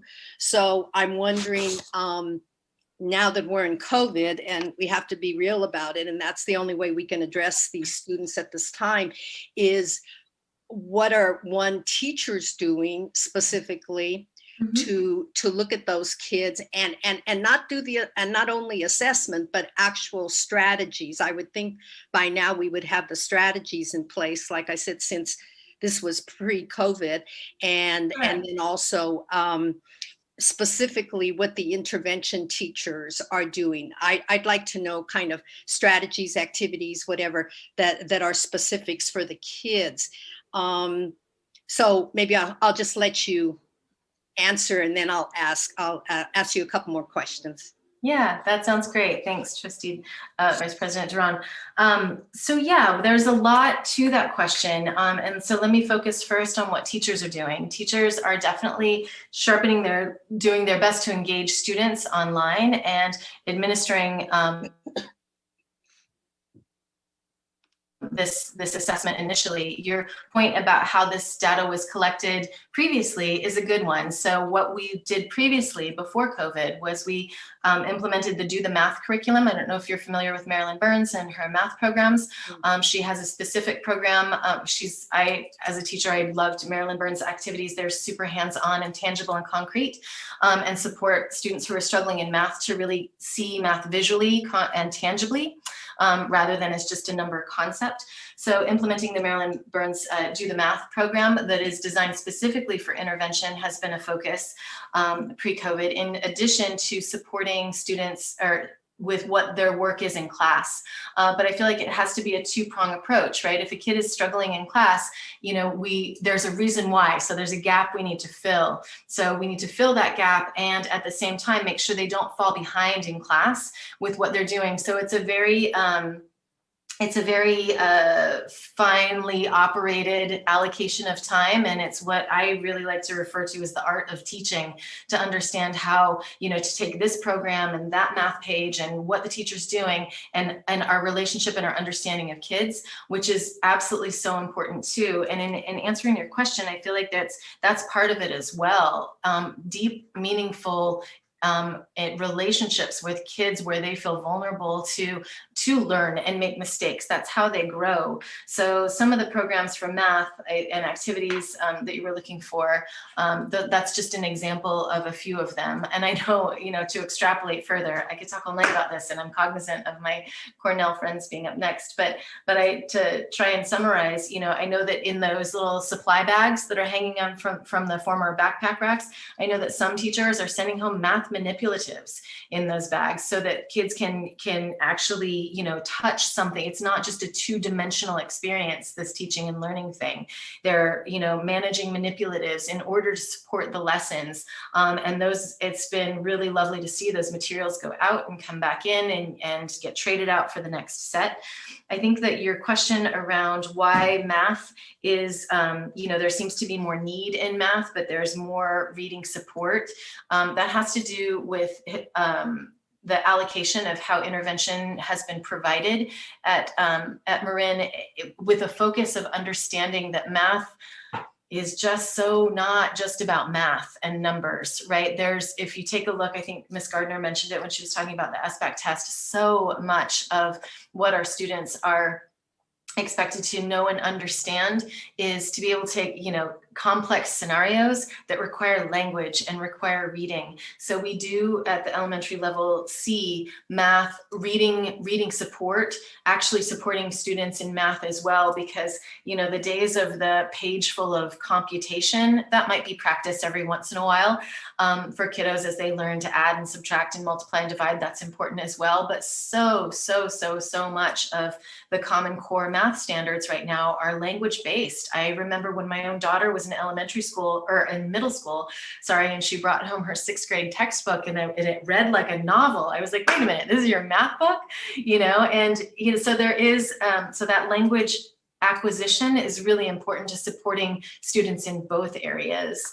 You've asked for some concrete examples. I know that my reading intervention teacher is heavily, or definitely recognizes the need and to instruct students on phonics and how sounds work together to support reading. Often she sees students who can be somewhat dyslexic and needing support, because they need that support in identifying sound partners and how they fit together, which is something that our kindergarten and 1st graders do. But some kiddos just need more support in that area.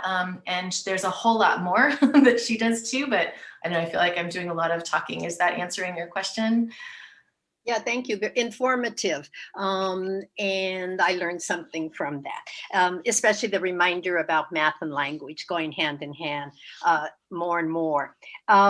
I had a couple more, and one of these issues I think is not only for Marin and for Cornell, but district-wide, and maybe the assistant superintendent at some point, the board could have a discussion about cohorts.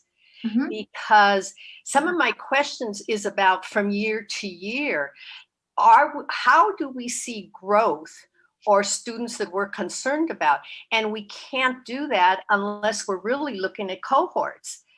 And yet I don't know if we're doing that. It doesn't seem that we're doing that, or I haven't heard the information. When I asked questions, it was, well, because it's not cohort.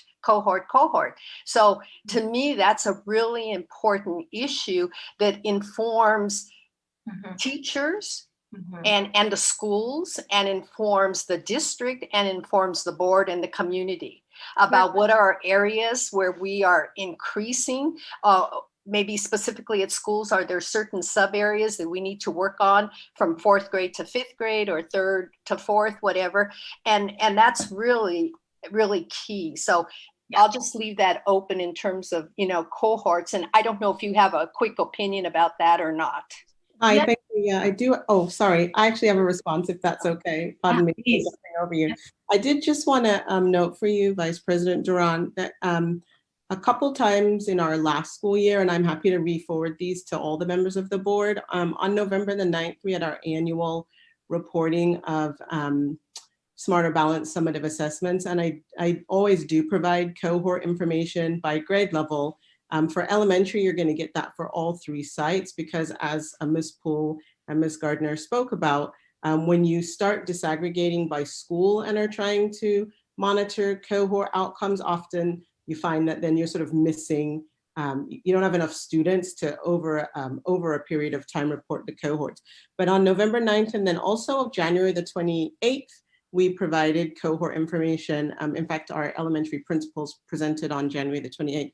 And I'm very happy to re-forward both of those reports to members of the board so that you can refresh yourself. I agree that sort of looking at 1 year's worth of data has some limited usage, but certainly being able to track a cohort of students over time is the most valuable. And so we've tried to provide that information sort of at a district level, because that gives us the most data to be able to track all student groups. So I just wanted to say that. Great. If you could please re-forward that to me, I would appreciate it. And two last things. One is when you mentioned about diversifying our narrative, I think Marin, from what I understand, there's a parent group that has been that's been doing work already. And could you be just a little bit more detail about what does diversify our narrative mean at Marin for the last couple of years? And yeah. the last thing is what can the board do to help you with Marin in terms of student achievement and social emotional Awesome. issues? Oh my goodness, I could talk all night about all these things. And so yes, we have a lovely idea committee that has been that's been in place for the last 3-4 years now. And even though we met our Diversify Our Narrative students recently, our idea committee has been working on our free book giveaway our diverse book giveaway to teachers every year. I think this is the 3rd year that this is going to be happening. It's absolutely supported by the Marin PTA that funds the project, but the diversity committee gathers a list of books that they work with Pegasus Books, I believe, on Solano Avenue to provide. So they receive funding from the PTA. They get a list of diverse books by diverse authors and about diverse characters.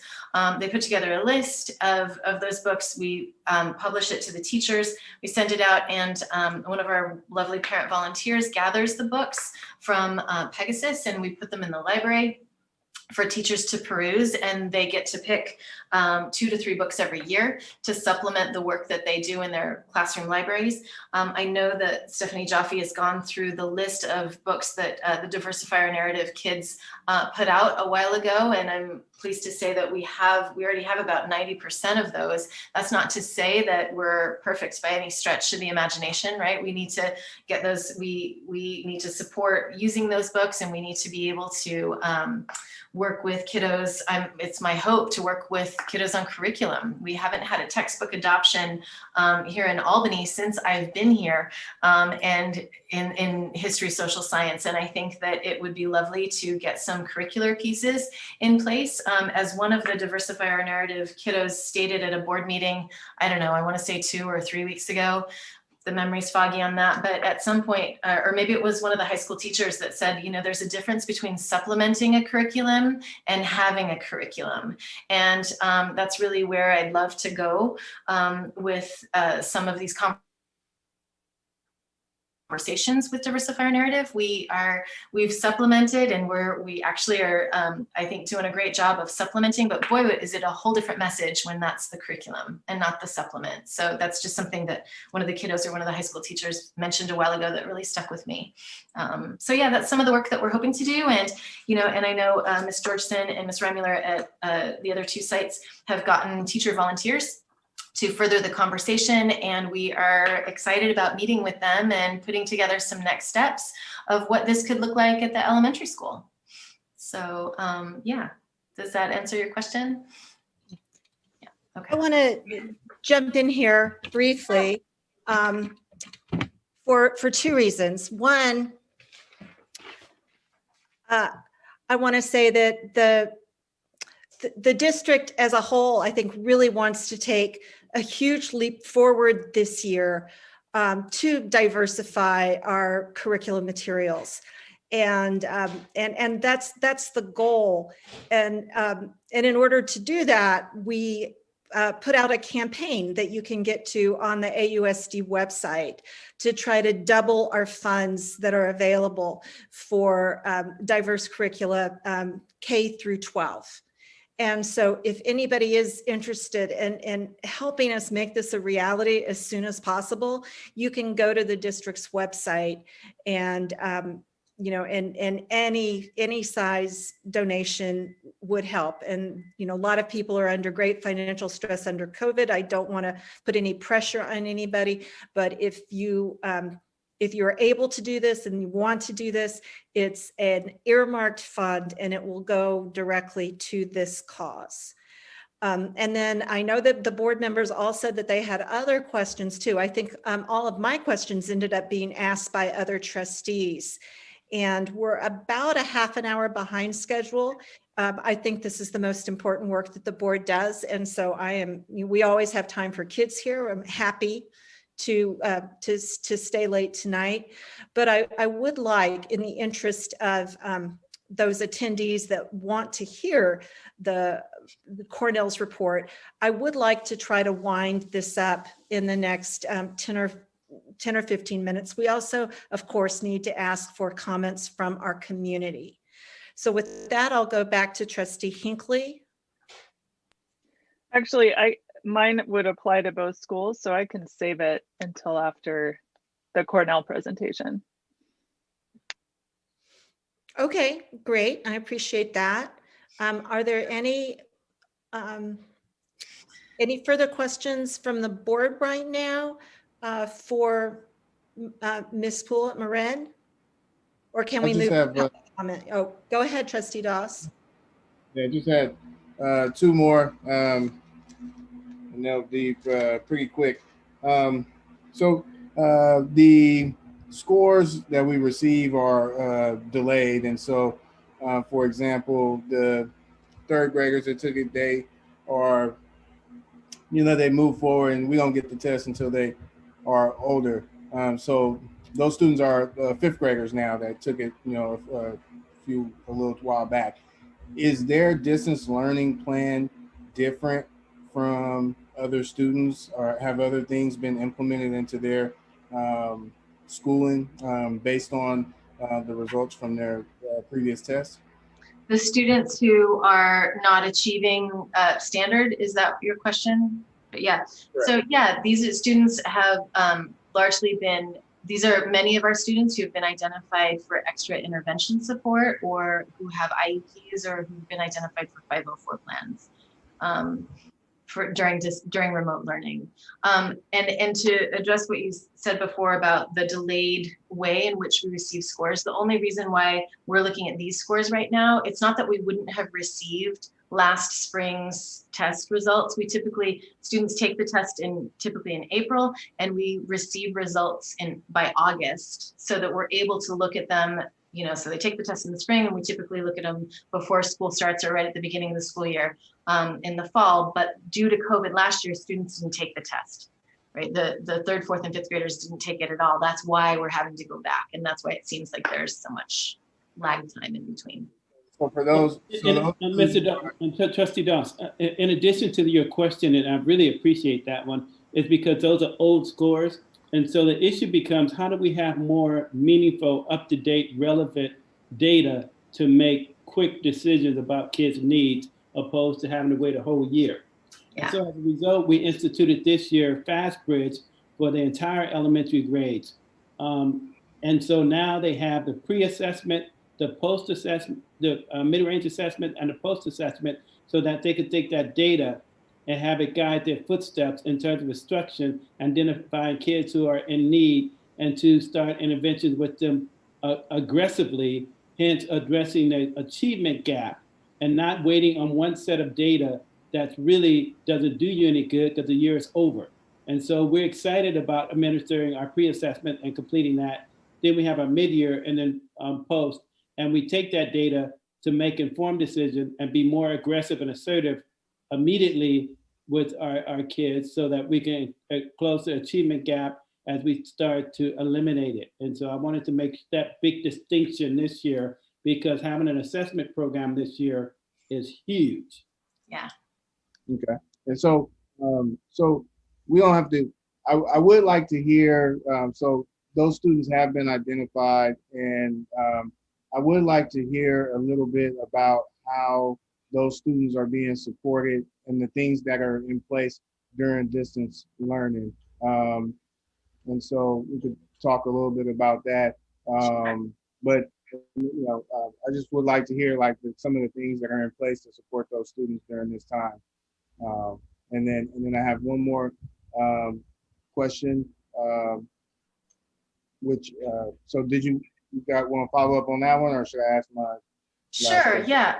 I'm happy to follow up on that and say that, you know, part of the way in which we're serving those kiddos is just like Dr. Wells mentioned, the fast bridge assessment, like waiting, you know, once we have a clearly identified group of kiddos in need, our intervention staff is always ready to jump in and support. And in the meantime, it's not as if we're waiting for that to happen. They already have been reaching out to teachers to identify students who may or may not have improved based on these results that we're looking at tonight, since they are a couple years old, but based on their current observations and the informal assessment that they've been doing so much of this year. You know, just because it doesn't have to be a test to give you information, just like Ms. Gardner was saying, like holding up the whiteboard and checking in with kids and saying who gets this, you know, and being able to show their knowledge right there in the moment is one way in which our teachers are assessing daily, very informally as they teach and practice the art of their craft.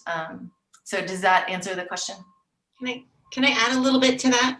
Please, yes. Trustee Dawes? Okay. So one thing that we do at the beginning of every school year is that we have a transition meeting where the prior grade meets with the current teachers. And so we had those in the very beginning. And so we talk informally because, again, this is old data. So we do take this data that we have in addition to the teacher's knowledge, who had trouble connecting, who is engaged, how can we get these kids engaged, and how can we connect with this family? What can we do? Is this a student that's going to need additional support? So that's one thing that already happened. In addition to that, in 5th grade, we use the SRI, which is the Scholastic Reading Inventory, which I'm sure you remember. And it gives us super fast data. Like I understand that the Fast Bridge does also. I have not administered that yet, so I can't speak to that. But for me, when I gave the SRI, I was able to see really quickly who was going to be struggling, who I think might be strugglers. And so these are kids that are not on the intervention list, that you're not going to see as part of any percentage points, but still they're red flags for me because of what I heard from the prior teachers and just what I know when I see that score. So in addition to those students getting in my daily classroom Zoom, I also meet with students outside of that to make sure that I am connecting with them individually, making sure that they're not falling through those cracks. So there's lots of ways that we use our data, but also this is like at a big picture. So we're going back into it and we do our best to make sure that we don't miss any kids, right? Because these are our kids too. Yeah. Thank you. I appreciate that. My last question is for both the teachers that we have here from Marin, if that's okay. How do you guys engage or uniquely engage, I think, is the best way with your students of color in the class? Are there things that you do to engage with those students specifically to make them feel comfortable?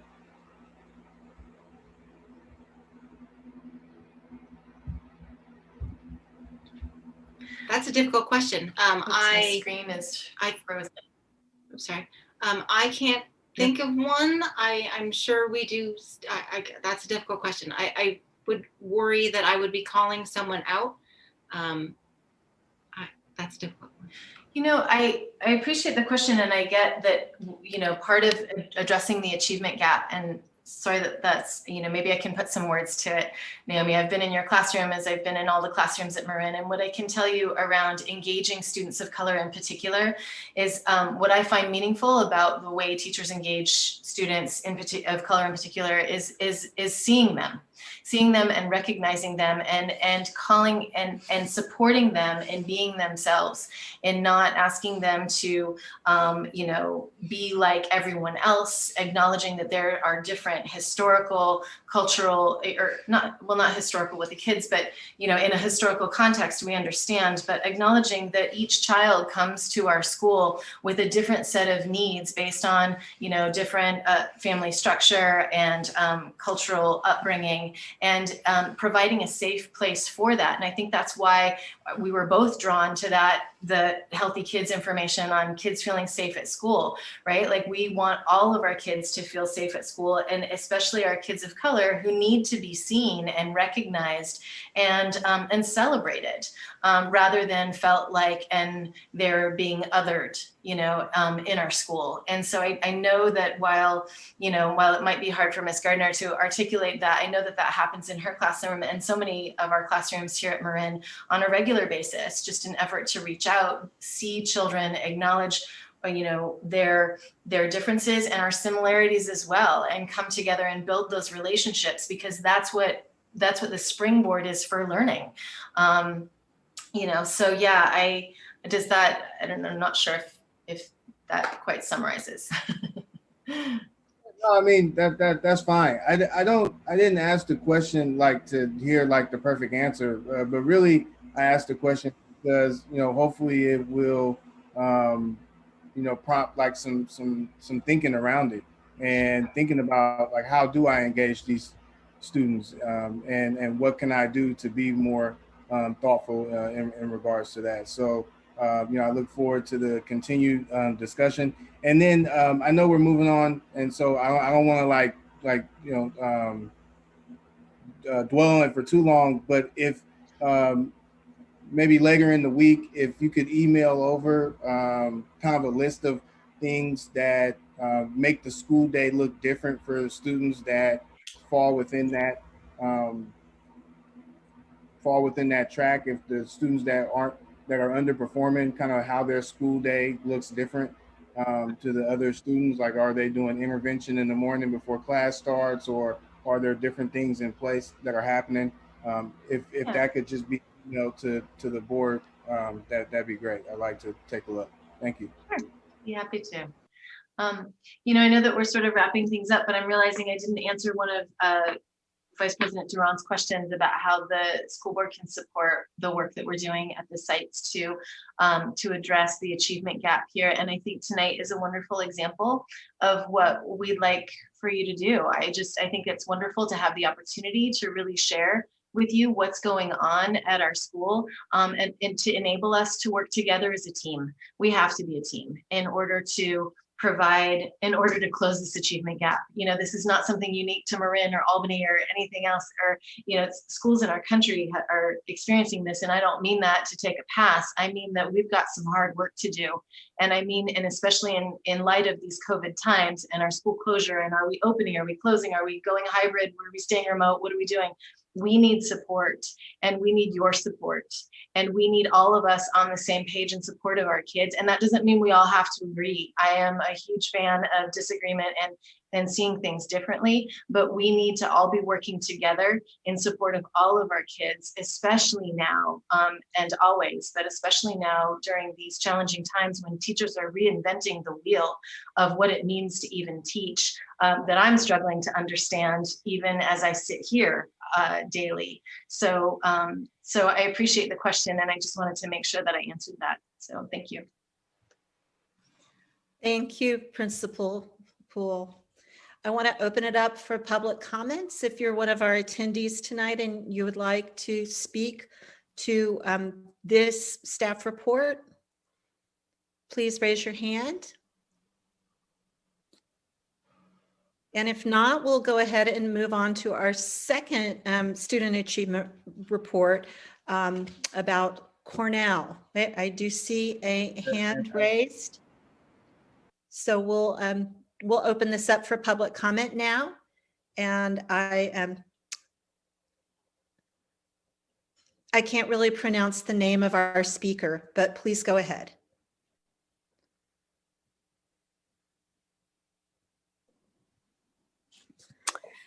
Hi there. Can people hear me? Yes. So this is Cheryl Thies from Disability Rights Education and Defense Fund and an Albany parent.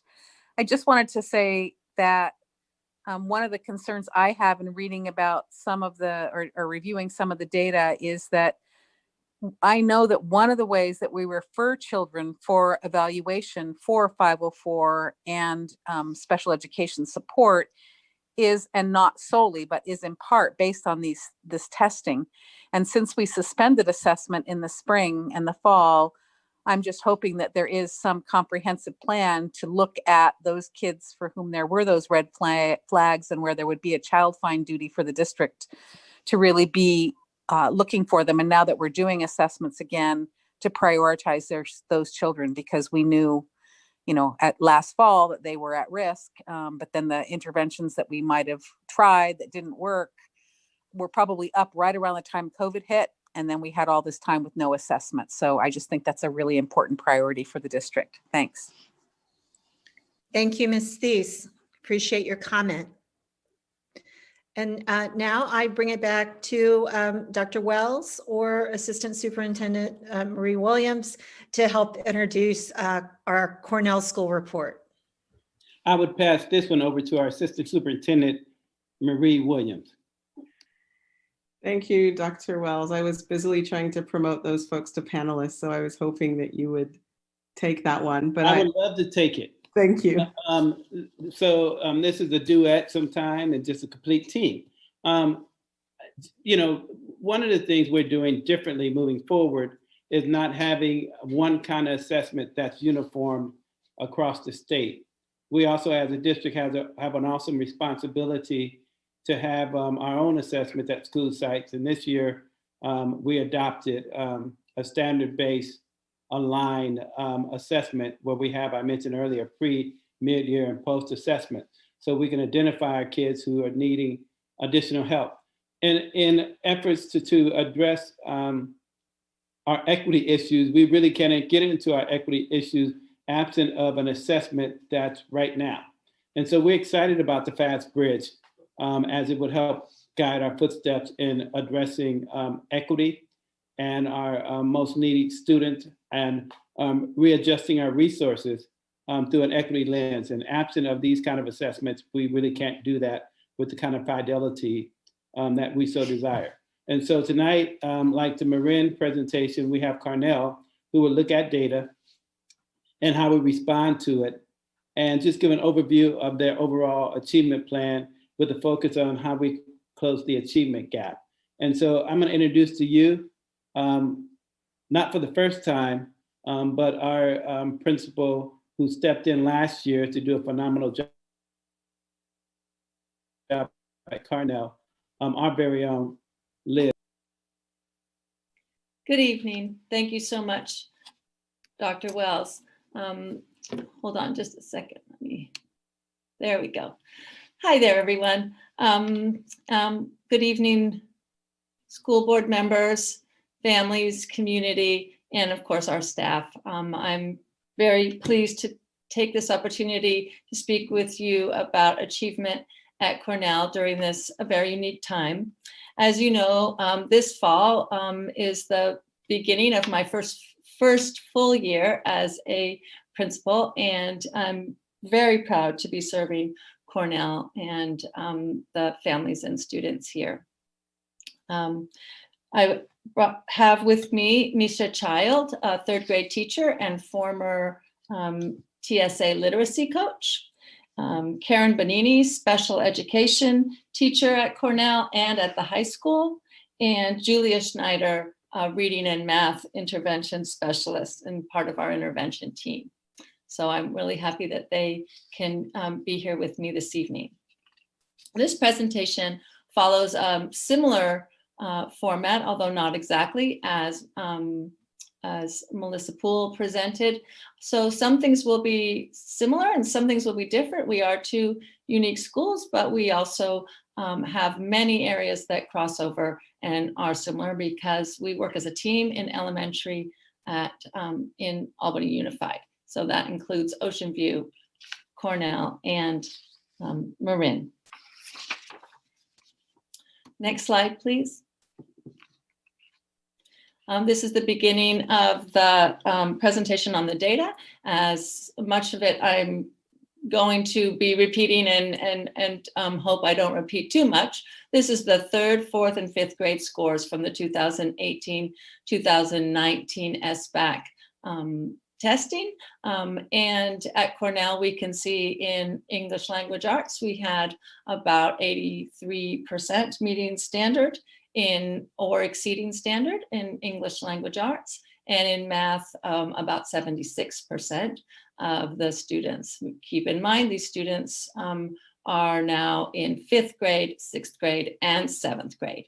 They are at the middle school now. If they're still with us, most of them are, because we have such a strong population and stability in Albany. I do want to point out, though, that with 83% meeting and exceeding, that means that 17 are not yet at standard or are nearly met. And the same is true with the math. So that is a concern, and that is our focus for tonight, is focusing on how we support those students. Thank you. Next slide, please. Like Marin, we wanted to bring out the socioeconomic status. It does provide a window for us to look at what kinds of barriers and access issues may be present within our school. And we can see quite a difference between economically disadvantaged and not economically disadvantaged. And the differences are across the board in 3rd, 4th, and 5th grade for those students. So that's similar information to what you saw with Cornell, although the numbers and the data is not exactly the same. I do want to just dive in right now and talk about some of the strategies that we use to support all students. We start with the classroom, of course, and differentiating our instruction. We target instruction needs to different students, and what different students need, teachers are trained to recognize and address. And also one of the most important things, in my opinion, is developing relationships with students and with families. Another way that we work is at Cornell, we have something called the safety net protocol, which is where students who may not be performing within the classroom on the local assessments are brought to a group, and we meet our intervention teachers, our classroom teachers, our other support staff, and we talk about students individually and problem solve on what types of strategies might support them.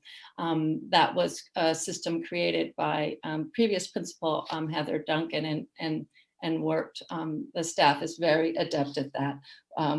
And intervention is a team approach at Cornell as well, in reading, math, and ELD. We'll talk more about that when we get there. We also have SSTs, which are individual meetings to focus with families and reaching out to families about what the barriers might be, what might be a way to support, what might be stressors for that family, that student, and how we can work together to address the needs of individual students. Finally, I wanted to mention something that we started last year when we were in remote learning. I noticed that the communication that often happens between, or always happens between, all of the different teachers and support specialists on the staff was stifled by remote learning. It was hard for teachers to connect with each other because they were all at home and separated. So one thing we created was something called the Doc Hub. It's a document for our office, and all the all of the classroom websites and the access to the teachers is there so that the support staff can get into those classrooms easily. And, if the reading teacher needs to be in the first grade class, or if the, the ELD needs to talk to the kindergartners, and they can get into the class, they can observe the students. And same for example, the speech teacher might need to go in and listen to a child while they're actually in the classroom. So having that access there has really helped establish that what we did naturally, which was walk down the hall and walk in the room and, see what was going on. So we had to create another way to do that, another way to collaborate. And next slide, please.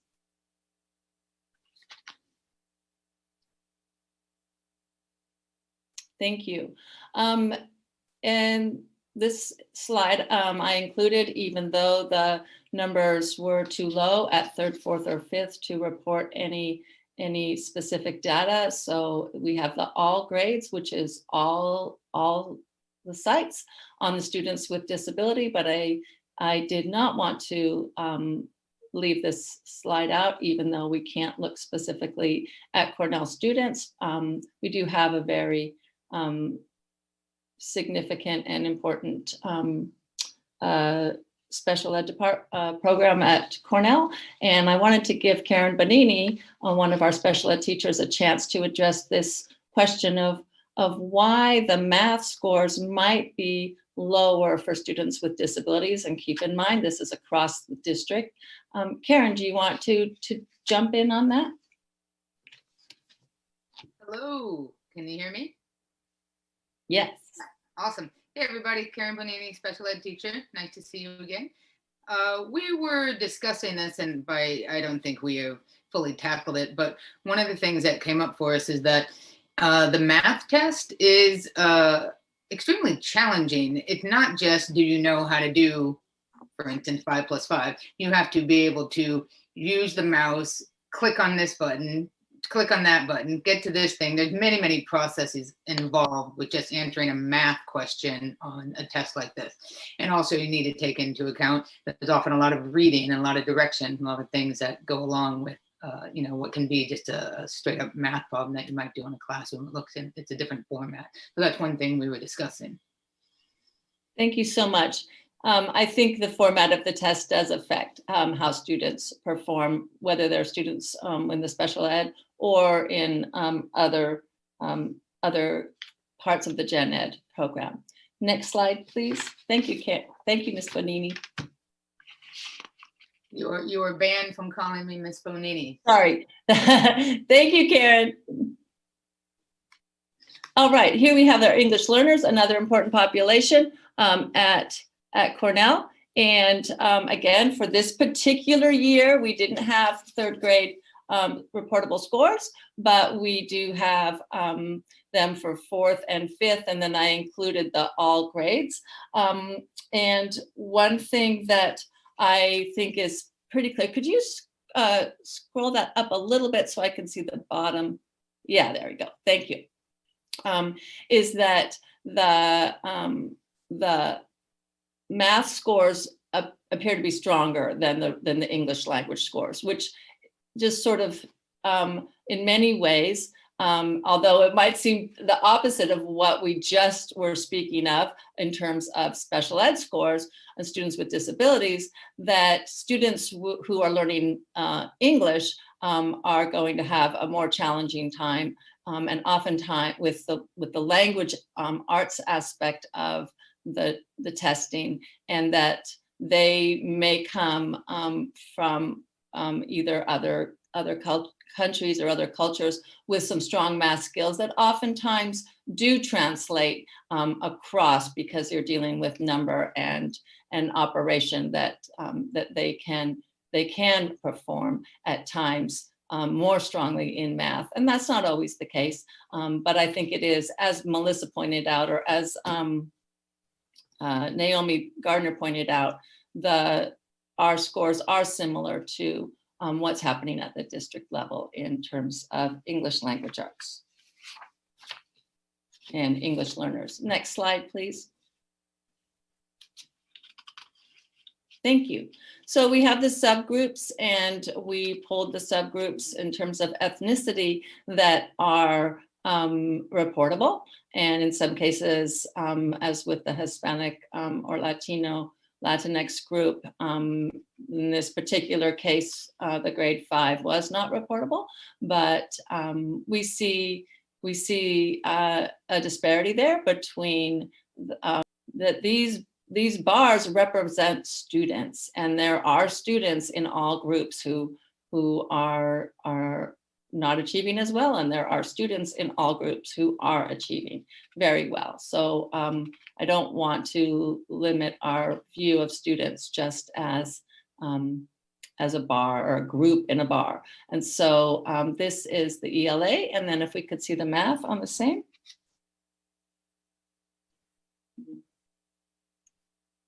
Thank you.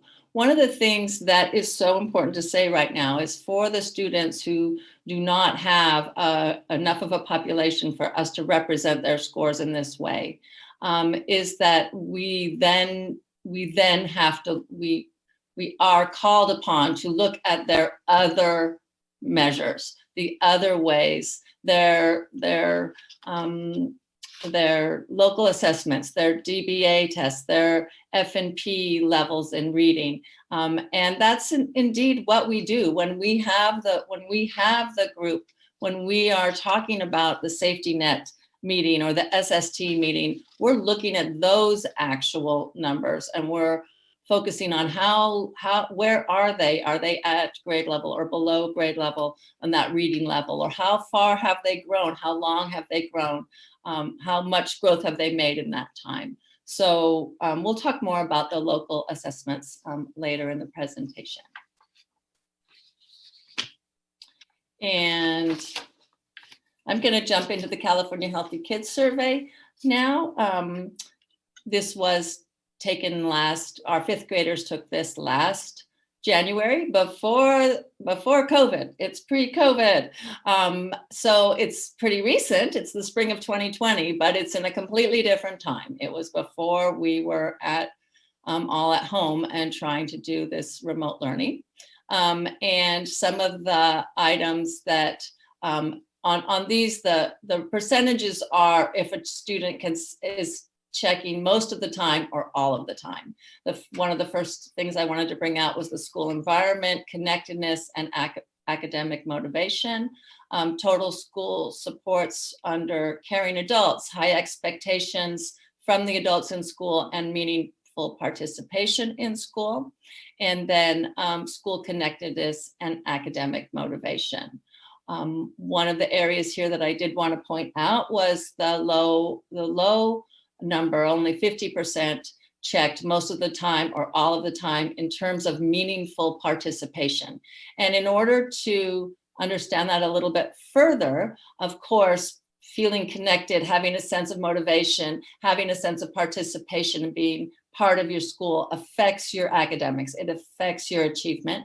So I pulled that out and I looked and I just wanted to say that there's 5 different questions that go for that particular metric.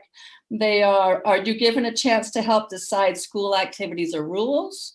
Do teachers and other grown-ups at school ask you about your ideas? Do teachers and other grown-ups give you a chance to solve school problems? Do you get to do interesting activities at school? Are you given a chance to help decide class activities or rules? And do your teachers ask what you want to learn about? And do you do things to be helpful at school? Interestingly enough, most of those areas, the students did rate pretty highly in terms of their participation. The one area that was much different was the question, do your teachers ask you what you want to learn about? And that one was more tilted in the other direction in terms of students not feeling that most of the time or all of the time their teachers asked them what they wanted to learn about. Next slide, please.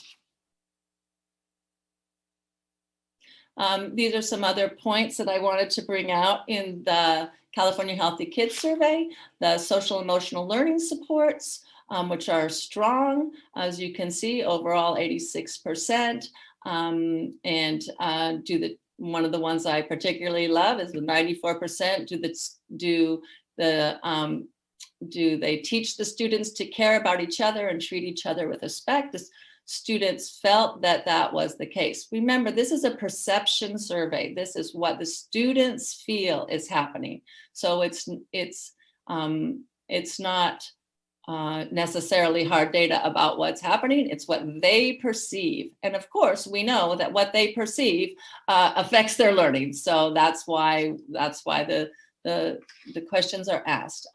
In terms of academic motivation, things like, do you keep on working even when it's hard? Do you work until you get it right? Do you finish all your assignments? These are some of the questions that are asked.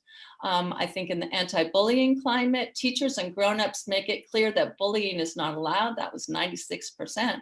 And then that same question that came up and got a lot of attention in Marin's was, students at your school try to stop bullying when they see it happening, as only 64%. I was thinking about this, and one of the things that I want to say, in addition to, do we need to help children be allies more? I certainly feel that way. I'd like the language of ally and not being a bystander be incorporated into our school culture more as I worked, in future years to be here and be part of the Cornell community. But I also want to point out that students may get help in other ways. They may reach out to an adult. They may,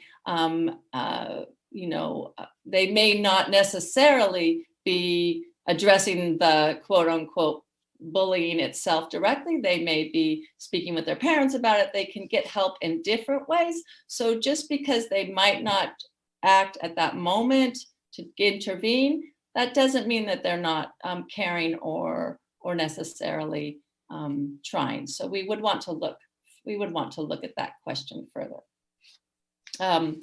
I do want to say that we have some programs that deal with that and address this. And Misha Child is going to talk to you about some of those programs at Cornell.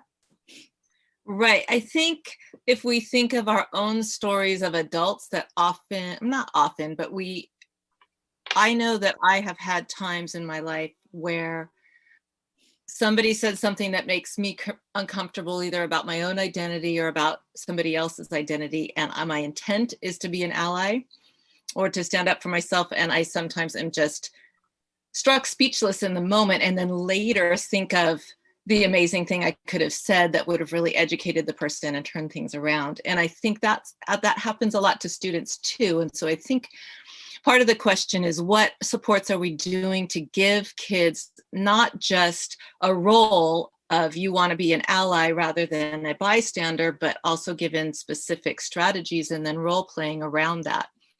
Some of the programs we've had that start to get towards that is the Safe School Ambassadors that are at the middle school and are trained in, here are some different moves that an ally can take.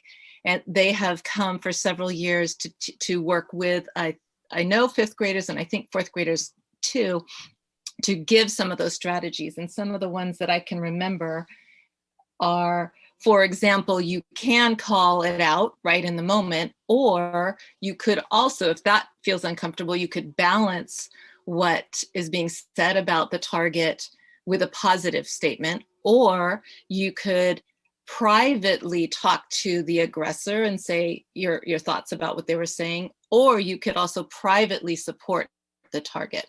So that's just one example of how we might expand that type of instruction on giving kids options. Here are some things you can actually do, and let's role play and have some sentence prompts so that when they do confront some bullying, they have some language and some choices to fall back on. Thank you so much, Misha. did you want to talk a little bit about SPEAK and maybe the conflict managers as well, or would you like me to do that? Yeah, I could talk about conflict managers are students who are nominated by their peers to go through a training and be on the yard to help students talk through conflict. And there's specific steps involving active listening and coming up with win-win situations. And that program has evolved a little bit to be more fluid and responsive to student interest, and also sometimes having the conflict managers, if there's a time of the year where there aren't a lot of conflicts, to actually go into classrooms of students who are younger than them, or maybe even their peers, and teach some of the problem-solving techniques.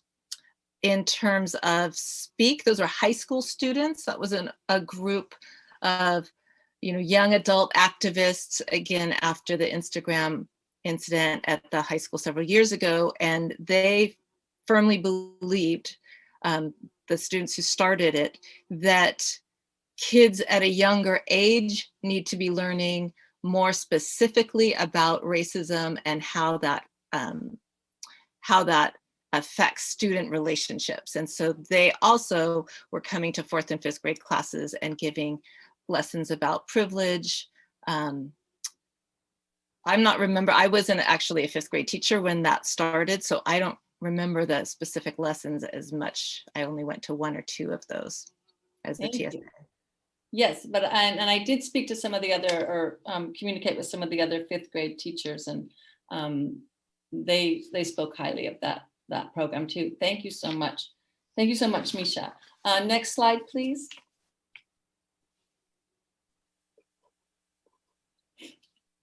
So we just spent some time talking about data, and that was pre-COVID, remote learning. And now I want to transition us from that to what's happening now. And I'm going to start with the attendance and engagement. So attendance is, we know, one of the strongest indicators of achievement. Actually, it's most highly correlated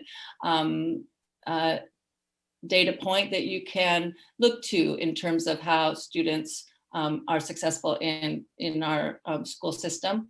And during remote learning, attendance is measured by engagement, because they're not here in person, but they are engaging. We have almost 600 students, TK through 5th at Cornell. And in the first month of enrollment, we had the same engagement, categories, which are 1 for fully engaged, a 2 for not engaged, and a 4 for partially engaged. Not engaged, we had, this is not the number of students, but I want to be really clear, this is the number of days. So we had like over 14,000 days in those 4 weeks for all the students, all of their days, and only less than 1% of those were not engaged. About a little 1.5% partially engaged, and then about 97% of those days we had students fully engaged. I was very pleased by this. Our normal attendance rate is at about 97% for the last, positive attendance rate is 97% for the last few years on average. So I thought that this might be much lower, and we're still monitoring and we're still getting used to the systems of this type of attendance accounting, but it was very, very encouraging. And let me see. I also want to talk about that it is our fabulous office staff and secretarial team that helps the teachers, the specialist teachers, and the intervention teachers and me to track the students. And if we meet, the office staff and I meet twice a week, we go over the numbers, and we talk about the specific kids who are either all of a sudden partially engaged and they were fully engaged, or they've been not engaged and now they're getting more engaged. We really, really pay attention because we look at it about every 3 days. And then we reach out and we call and we email and we talk and we get back to the teacher, and we try to zero down on how we can increase engagement. That's our constant goal. Next slide, please.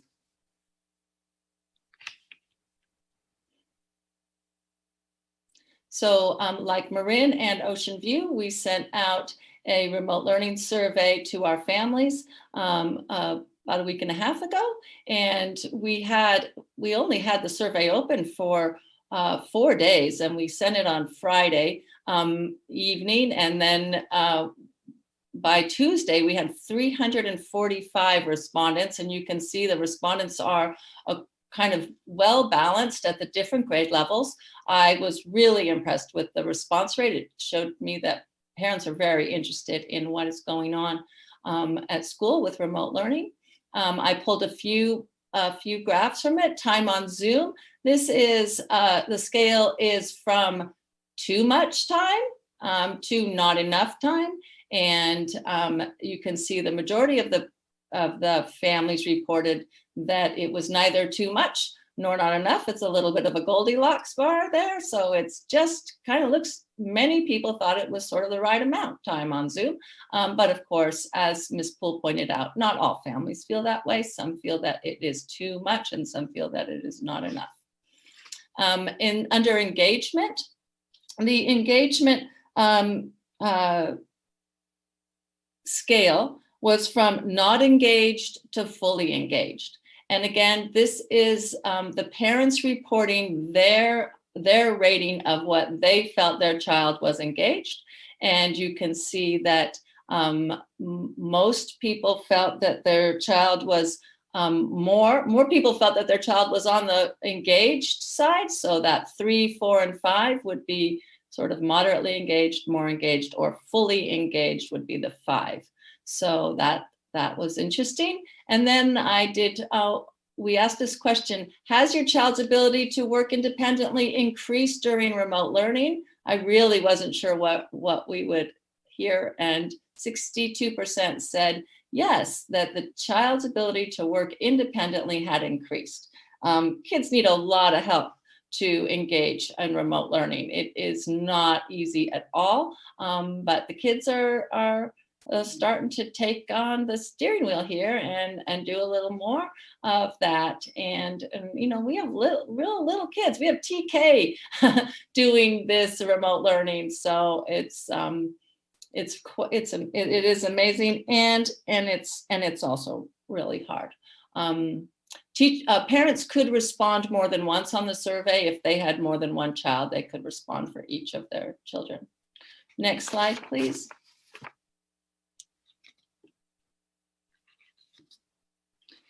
I wanted to address technology services. In my opinion, during remote learning, technology is engagement. If you don't have technology, you can't engage. And so we have loaned out about 290 Chromebooks and iPads. Most of our TKK students have iPads, and we had 12 hotspots at the time that I wrote this, but I think that has increased. And the support has been a team effort all the way. It starts with the classroom teachers, troubleshooting for parents, sending emails in, sending in tech tickets, and the specialist teachers as well, calling the office staff. I cannot tell you how much time. It's been amazing, phoning, emailing, and providing tech support in person. The secretaries and the office clerks have been incredible. And of course, we're working in tandem with the amazing tech department that is working double time, trying to keep everybody engaged.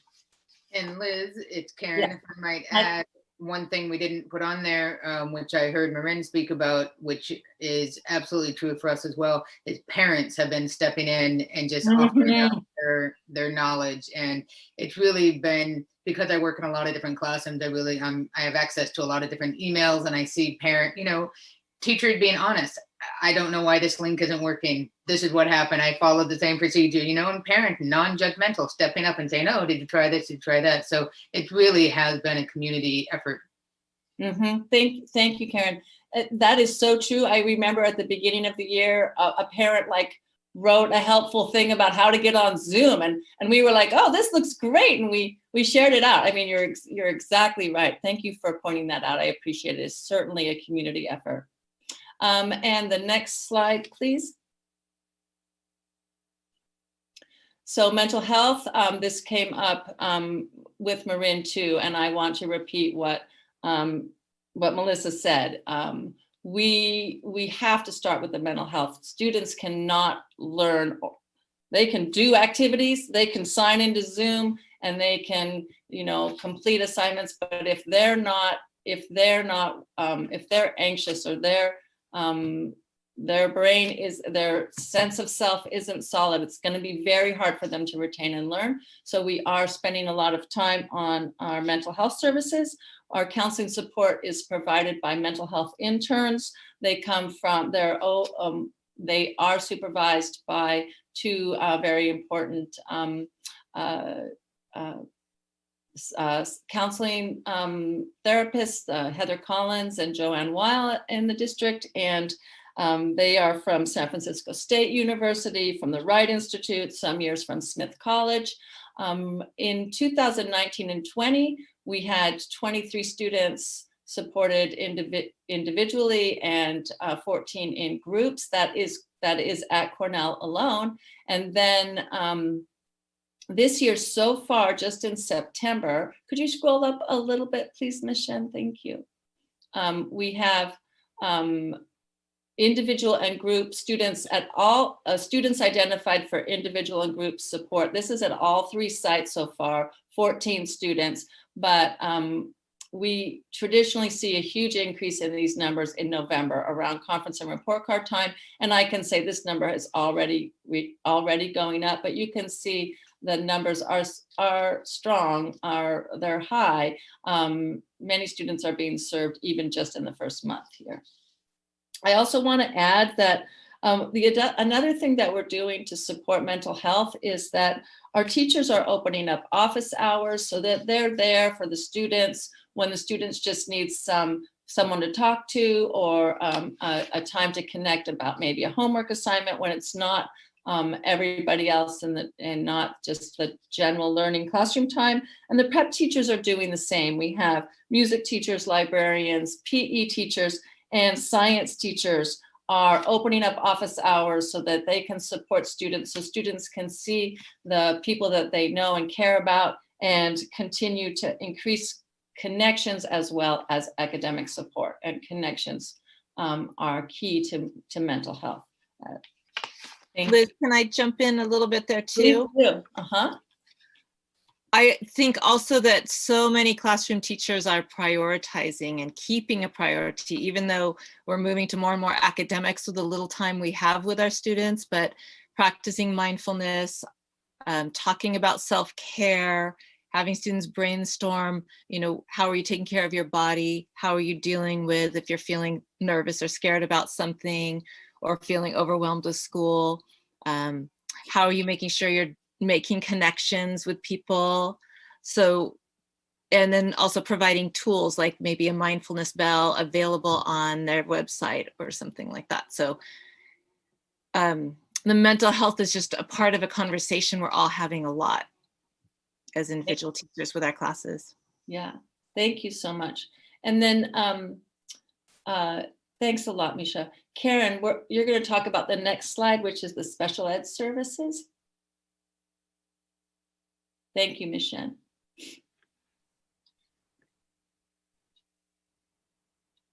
Yes, our special education services this fall, our team Speech, we have speech and language, we have a resource teacher, we have a special day class teacher, we have an adapted PE teacher, occupational therapist, an assistive technologist.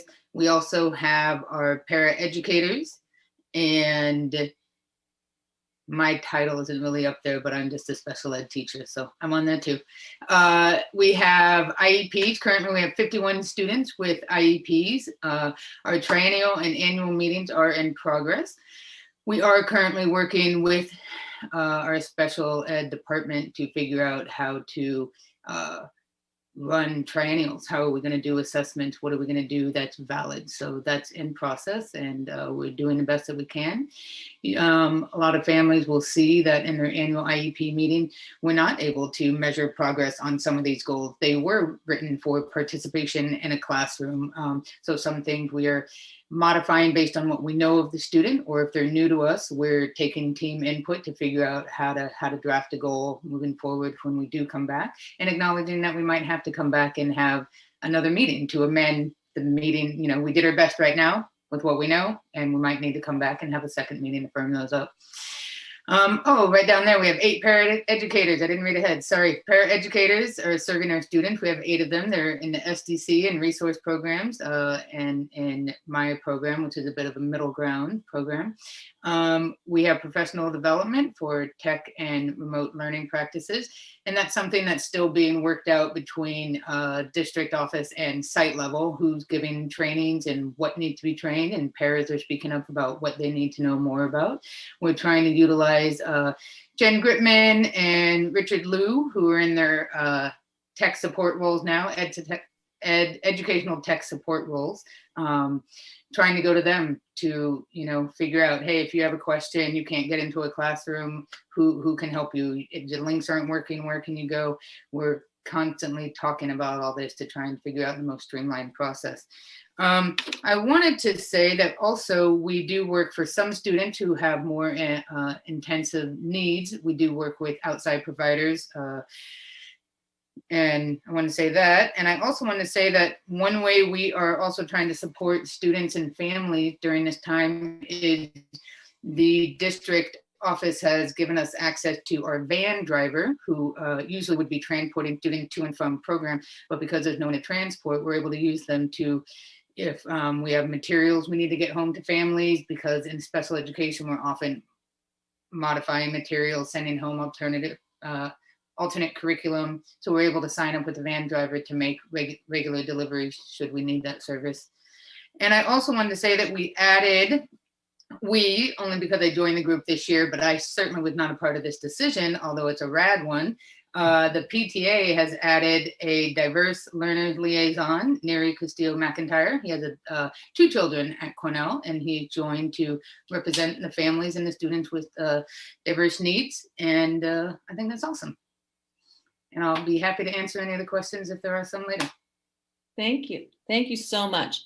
I really appreciate you bringing up the ed tech support, because that has been just so huge to help all the teachers getting on and making remote learning work. Thank you, Karen. And next slide, please.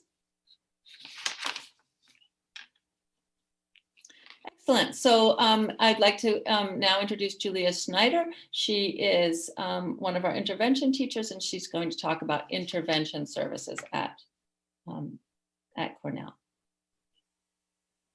Thanks for the introduction, Liz. I'm Julia. It's my first time here. I'm a reading and math interventionist at Cornell. Currently we have 55 students identified to date who will be receiving reading intervention services, and 30 students identified to date who qualify for math intervention. These numbers are definitely subject to change as we gain more assessment data.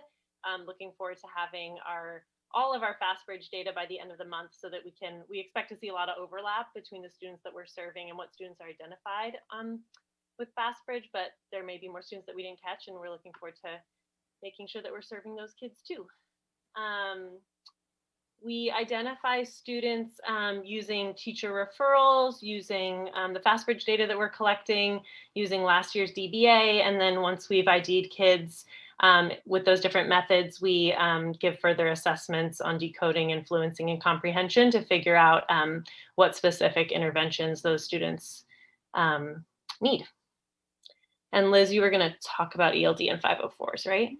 Mhm. Okay, great. And I did want to address a question came up about the math intervention services and why were there fewer students in math intervention. And I just wanted to point out that like Marin, we tend to focus on reading with intervention, and that's because reading is so foundational to critical thinking, to be able to navigate a math book and all other types of work. But I think that increasing increasing supports for math intervention would be a goal area for us. So just wanted to point that out. And perhaps more FTE in math intervention was one area. I know school care does support us with intervention funds, and sometimes we use that to support additional math services. In English language, we have 65. Liz, can I jump in really quick with that too? Yeah. For a couple of the years that I was working as TSA, we were looking at the data from using the Marilyn Burns math intervention curriculum that Naomi was talking about earlier, or Melissa maybe was.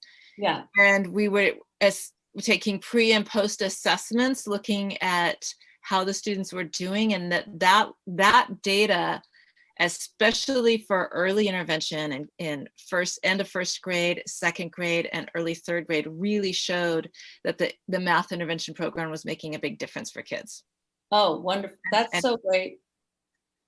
It was both the intervention assessment data, but also looking at DBAs and their performance on DBAs, and both of those data pools were showing a big change for those students. So that just supports the idea of increasing FTE for math intervention. Mm-hmm.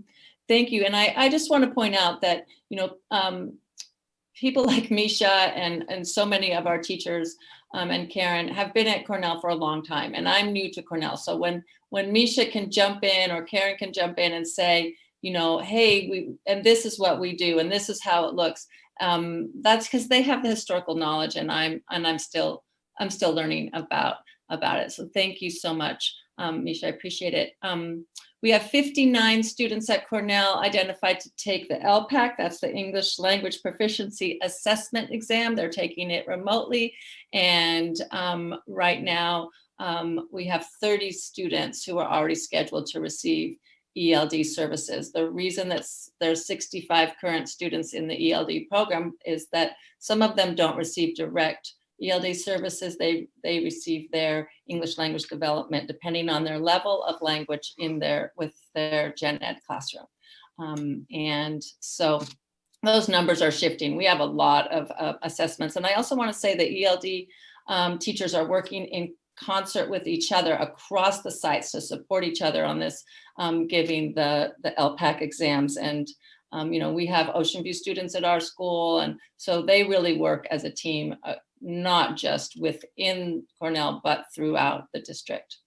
And in terms of 504 plans, we do have 504 plans, but we have less than 10 504 plans currently at Cornell, but that is also shifting. And that plan works to, as you probably know, works to put accommodations in place so students can access curriculum based on needs that they may have. And next slide, please. And then we'll have Julia talk to us about the beginning of the local assessment piece, which is, tell us a little bit more about FastBridge. Thanks, Liz. FastBridge is a suite of nationally normed assessments that we can use both to assess reading and math.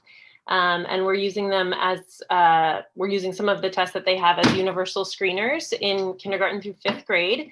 And not only does it help us identify kids that would benefit from intervention, but it also has really robust reports that teachers and interventionists can use to look at needs for specific students, and also as a class, like For example, like the first grade classes that have given it, they can look and see like my students need this much practice with phonological awareness this many times a week. It makes instructional recommendations, which is really great. We, as a cross-site intervention elementary team, gave a professional development to teachers on how to administer, and we plan to do more training on the reports moving forward, so that teachers can get the most out of it as possible.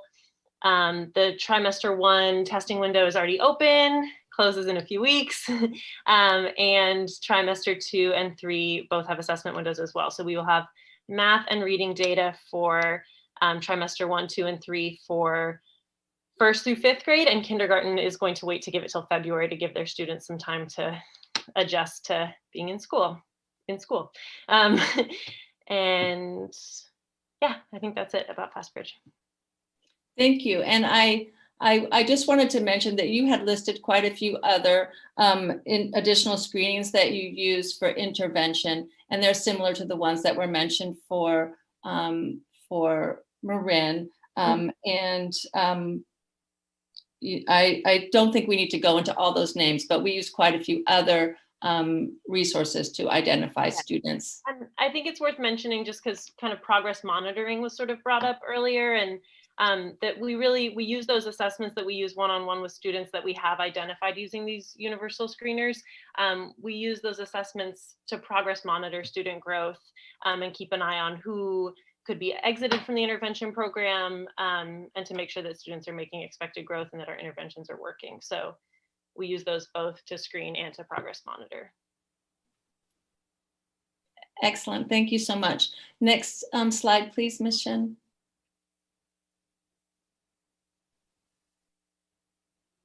So one of the things that I mentioned at the beginning of the presentation was that we use local assessments when we're digging deep into specific students and how is the student performing, and what can we see about a specific student or that we can't see from SBAC. And Misha brought some samples of assessment tools that she was going to talk to us about. Right, so this slide is to help paint a picture of how a classroom teacher might be using local assessments in the beginning of the year to help drive instruction and to help support individual students. Since we didn't have SBAC data or local assessments from the spring, we needed to use the assessments we have available to us to learn as much about our students as early as we can. And so Naomi talked about just the very informal tool that we might use of a whiteboard. Then Julia was talking about the much more formal FastBridge. Many of us also used the diagnostic component of the IXL online curriculum that the district has purchased for us. And we also have things like a spelling inventory that shows you can give a spelling assessment and see exactly the developmental stage that a student is in terms of spelling and figure out, okay, now how do I use what curriculum would match the need of my class as a whole or individual students. What you see on this slide is how we might use the local writing assessment. There's the rubric, that's the highlighted part. So students would take the writing assessment in a Zoom class, turn in a photo of their writing. A teacher might highlight, the yellow is the evidence you see in the writing that a student is able to do that. And since this is a developmental rubric that shows the skills that develop as they move grade to grade and master the standards, you can just look to the next row and say, oh, that's the next step for this student. These are the goals. Those are the ones highlighted in orange. Since we're in a remote situation, one of the silver linings is we need to be more transparent with parents because they're the ones helping us teach these days. And so the graph on the other side or the table on the other side helps you can transfer the skills that you see in the rubric into more student-friendly language or parent-friendly language, and identify the top next steps. So then the student, the parent, and the teacher are all on the same page of here's what you're working on. Then the little picture in the slide is showing here's as a student is working on a writing project and working and revising it, the teacher can use their goals to comment on exactly what they're working on in the current writing piece, but also remind them, remember you're working on this, here's your tip, here's what you want to try next. So this type of collaboration and this type of language is also in line with our goals of teaching in a more culturally and linguistically responsive way, because it's more transparent what we're working on, so we can partner more with families. It's giving students language so that they can talk about and articulate their own learning moves, giving students more ownership as well. And it's helping the teachers and the student and the parent all be very clear on identifying that individual student's learning pathway and supporting them as they move along that. So it's encompassing all types of learners, identifying all learners as you are a writer and you are working on your writing goals. And these are the ones that are going to move you towards your ultimate goal of the grade level standards on the rubric. I think it was Trustee Duran who was talking about what are some ways the board can help us. And one way that I would feel supported is helping prioritize time for teachers to use data in a more inclusive way, and a way that's saying and open-ended, how can we use all the data points we have, all the different types of data, to really hone in and find ways to support individual students. Thank you. Thank you. Thank you so much, Misha. And the final slide, please. So, of course, we have growth areas, and we are looking forward from where we are today to what we're working on. I want the three areas that we thought of and that I was thinking of was community building, anti-racist teaching, and of course, achievement. One of the things about community building is that it is a focal area for our PTA.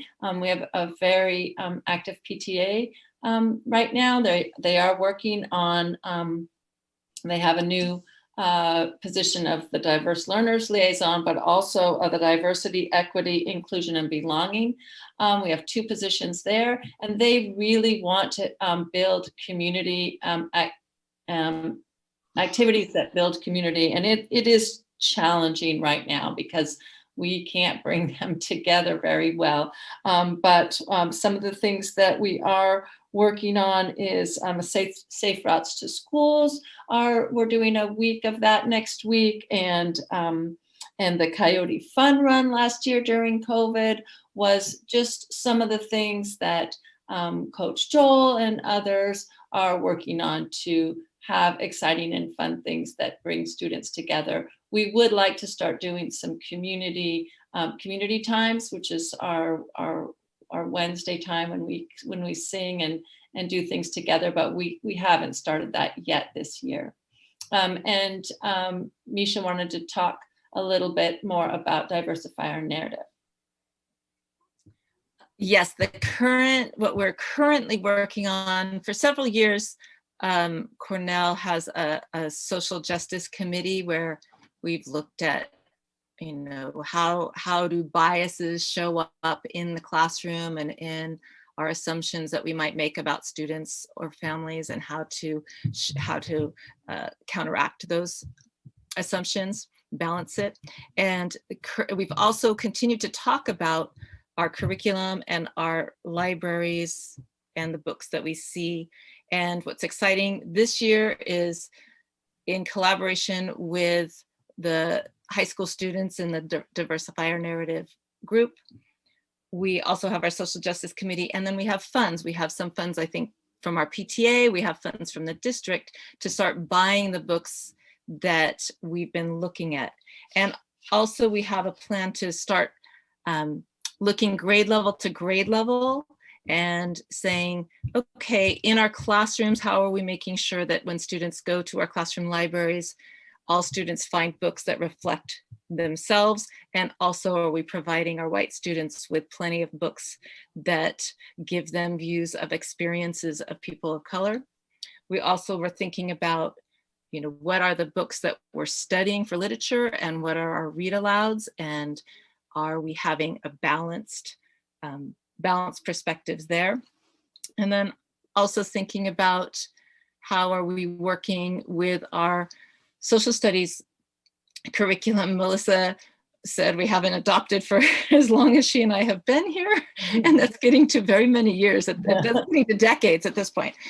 And we also have groups that are working with the UC History and Social Studies projects that are giving teachers tools and professional development to decolonize the story, and also to shift it from here's the story that's being given to you to here are some documents and here are some ways of thinking to help our students be coming up with the story themselves, asking questions, researching, summarizing, and hypothesizing about the story that they're learning.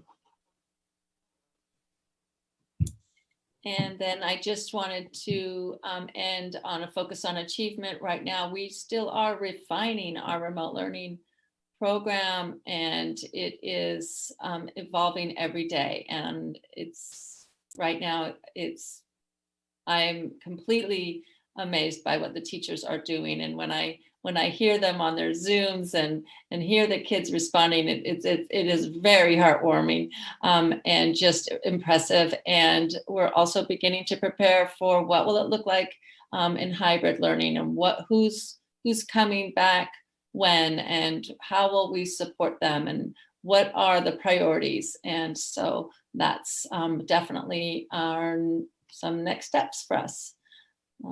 I want to thank Misha and Julia and Karen for working with me on this, and for your time. And if you have questions for us, we will do our best to answer them.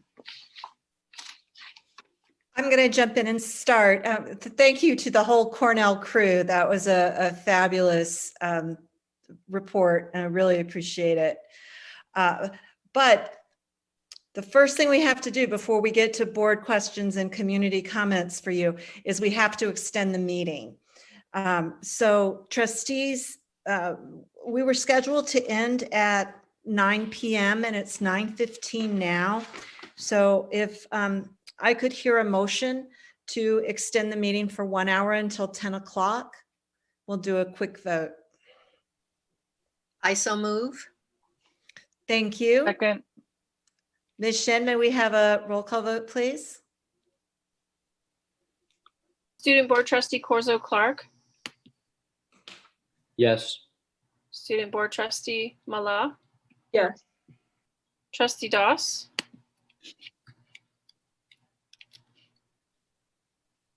I'm sorry, Trustee Doss?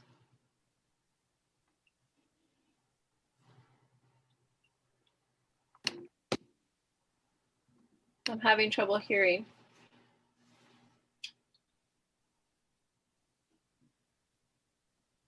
Okay. Trustee Doss? Yes. Thank you. Trustee Clark? Yes. Vice President Duran? Yes. President Trutain? Yes. Trustee Hinckley? Oh, Thank you. Yes. thank you. The motion to extend the meeting until 10 p.m. passes unanimously. And now I encourage the board to ask questions of Principal Reimuller and the other Cornell teachers that came tonight to present to us. before we ask community members for their questions and comments. I have a couple of questions, if everybody's okay with me going first. Sure, go ahead, Trustee Doss. And then I think it goes to Trustee Hinckley and then Vice President Jerome. Okay, great, thank you. My first question is, can you please compare a student's distance learning day who falls into the achievement gap, specifically in the math category, with the student's day who does not fall into that gap? I could speak to that. Thank you. So I would say that it really depends on the student. We work really hard as intervention teachers and as classroom teachers to collaborate to figure out what's going to work best for the student and the family. So if it's a young student, we might not have them do intervention from 8:30 to 9 before their regular school day because it means tacking on additional Zoom time. We work hard to figure out like when is the best time for the student in their day. Like if we're going to do it during classroom time, then we try to schedule it during asynchronous learning time so that they're not missing synchronous instruction in their classrooms. But really, so it depends on the student, but it means that they, like students who are receiving intervention are meeting in a Zoom room with an intervention teacher generally, either within their regular Zoom day or outside of it, depending on the student. Does that answer your question? Yes, that does actually. Okay. And I have other questions, but I'm gonna let other board members jump in and then I will come back. Thank you very much. No problem.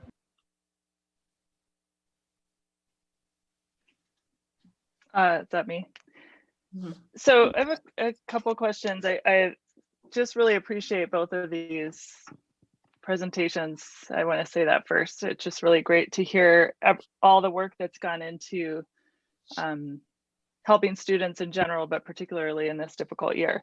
So I have a couple questions. One is that we talked about the fast bridge model. I realized that because we didn't use that tool before, we can't measure sort of learning loss from last year to this year with that model. But I'm wondering if there are some opportunities to use some of that data after we get to the end of this year to help the board achieve one of our goals, which has been to try to understand how we evaluate whether programs are working. And one of you, I'm sorry, I think it was Julia, mentioned that you do that already, you know, student to student. And obviously the board can't hear data at that individual level of detail, but I'm wondering if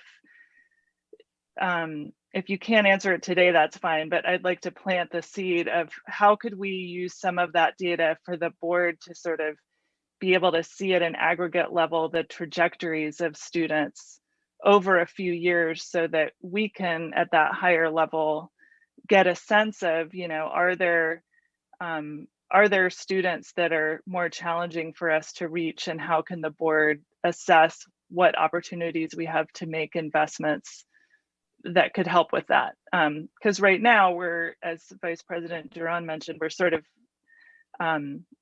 we have difficulty doing that, right? Because we can see cohorts from year to year, but particularly for some of the most disadvantaged groups, a lot of times those swings can happen just because a couple of students come or go. So it's very hard for us to assess those trajectories over time. So I'm just wondering if some of these assessment systems that you're using now might be able to bubble up to us in some aggregated form. So I'll ask that question, and then I just wanted to make a comment, or I guess a question first, about surveying families about how remote learning is going. When we had a conversation about this at the board meeting a little bit ago, we talked about the importance of surveying in multiple languages to really get assessment from parents about their experience. And given that we know that remote learning might be particularly challenging for people who are either their parents don't speak a lot of English or the kids are just coming, I'm making an assumption that that survey was only done in English, so I apologize if that's a false assumption, but I just want to raise to the level of the the district staff that it's so important that we be doing those kinds of surveys in the languages that our families are speaking if we really want to have a sense of how it's going for everybody. Those are the only 2 points I'll raise. Right? Thank you so much. It was only given in English, and I really appreciate your comment. I think that it makes a great deal of sense, and the information that we got is probably not, it could be more accurate if we had it available in more languages. I think translation services is an area that we really could use support in our district as a whole. I know not just at Cornell, that is an area that we need support across the district. And I'm not sure what that looks like, but I know there is a need. So thank you for bringing that up. And I'm not sure if I should answer the question about the FastBridge data. Marie, would you prefer to answer that? Sure. I think the answer to your question, Trustee Hinckley, is that once we have, let's say, gathered a year's worth of beginning of year data, mid-year data, and then end of year data, we certainly will be able to bring those results to the board. In fact, I think there's a report coming in February of 2021 where we begin to have that conversation. I think it's really exciting for us to be able to implement a system of assessment that is administered to all grade levels, and that is norm referenced, and that sort of might give us some information about, as you said, the trajectories of students, so that when we get to sort of end of year summative assessment data, there aren't any surprises, right? That data sort of confirms what we already believe is happening in classrooms. And I also think sort of to Julia's comment, and I really want to appreciate the reading specialists who last year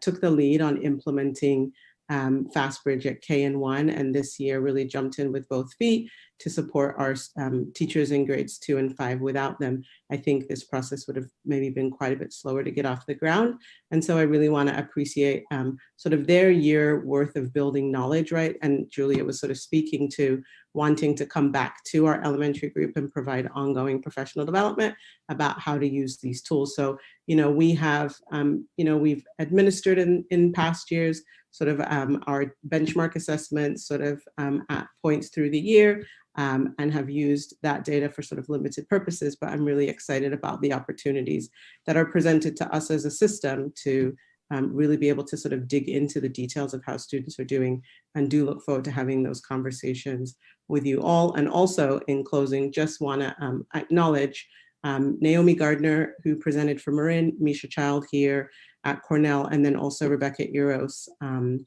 who was the TSA at Ocean View, did a tremendous amount of work in building these systems in collaboration with teachers. And so now we are getting to sort of enjoy the initial fruits of that labor. And so I would be remiss if I didn't really give great appreciation to all of our specialists, ELD included, who in many ways do the job of department directors and assistant directors in terms of their taking leadership of all of the projects that we have going on. So I did just want to name that here. Thank you. Thank you so much, Marie. I agree that being able to look at this data at the end of the year is I guess exciting, and the work that the TSAs did is just integral across our reading and our writing program, and so essential. We do miss the TSAs a great deal. Now we move to Vice President Durand. Okay, well, just continuing the gratitude to all of you, both principals of Cornell and Marin, and all the staff. Besides the fact that this is all very challenging, you're here tonight after a full day working so hard, and really all of us want to thank you for that. We acknowledge your hard work, and I've certainly learned a lot from you tonight. It's really difficult sometimes to have this communication, so I really do appreciate your willingness to come and provide more information. given that a lot of information was already mentioned, there was just two areas that I wanted to ask about, and it's a question I keep asking, and now it's down to the principals of, can you say 100% of the kids at Cornell and Marin have Chromebooks and hotspot access? Have we done everything under the sun to be sure that all the kids are engaged to the degree possible? That's the first question. If you want to respond. Sure, I'll be happy to respond. It's,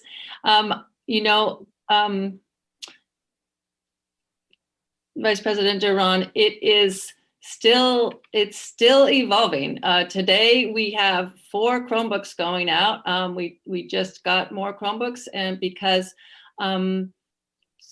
family situations change. Somebody realized that the one that the kid was using is now broken, and so they do need to borrow one, whereas before they didn't need to borrow one. Or sibling at the high school is doing more and having to keep the Chromebook more, or and so the sharing one isn't working out. The internet went down and they need a hotspot. So I can't say anything 100%. I can say one thing 100% though, which is that the efforts of the Cornell staff and the Ocean View and the Marin staff has been 100% to make sure that we get kids engaged and online, and we're working. That's an everyday thing. Okay, thank you for that. And maybe I'll stop asking the question now because the effort is there. What else can we do, right? The second one has to do with the mental health, which everybody agrees is, as Ms. Poole said, Maslow before Bloom. That's a funny way of saying it, but yeah, I get it. And Misha, I had to laugh when she talked actually about a silver lining in COVID. Somebody has a sense of humor. No, and that's good. I really appreciate that. And I'm just, once again, concerned about how do we really, in the time of COVID, make the connections with the kids? And I mean, you've all spoken to it, and you also said, Misha referred to the parent-teacher partnering, and I'm wondering if somehow through that, I hate to say a survey, but something where parents can in fact inform the teachers in a way that's kind of agreed upon about the kids that are anxious, because that's hard to gauge, right, for the teachers online and stuff. The kids that are, as somebody had said, anxious, how they're feeling about themselves. I just kind of just wanted to put it out there that it's like the number one priority, but if we can think of other ways, including the families more, perhaps, in terms of being sure that the kids are doing the best they can given the circumstances. Well, we are letting the families know that we have counseling and mental health support services, and they do refer them to us, and it's been in our chronicle, I think, every week since school, around the time that school started, and parents do email me and say, gosh, I thought my kid was doing all right, but now I'm concerned about their anxiety level. Could we get some supports? It's happening. It is happening. And I encourage other parents who may be listening, if they think they need supports, we're here to provide those. We have excellent interns, and they're, parents can reach out to us. So please continue to send that message, because it is happening, and there are supports, group and individual supports. Thank you. And can I jump in too? Is I also, just in talking at my grade level and with other teachers, that we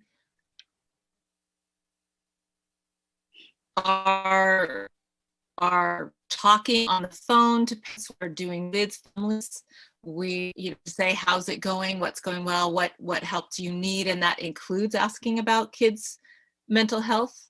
And we're just, I will say, silver lining again, because that's my mental health strategy in all of this, is looking for what are the opportunities to grow and change in positive ways when we're facing such hardships. And it is, I feel closer to the families than I ever have before, because we are communicating, every couple days, here's what's happening now. How's it on your end? What do you need?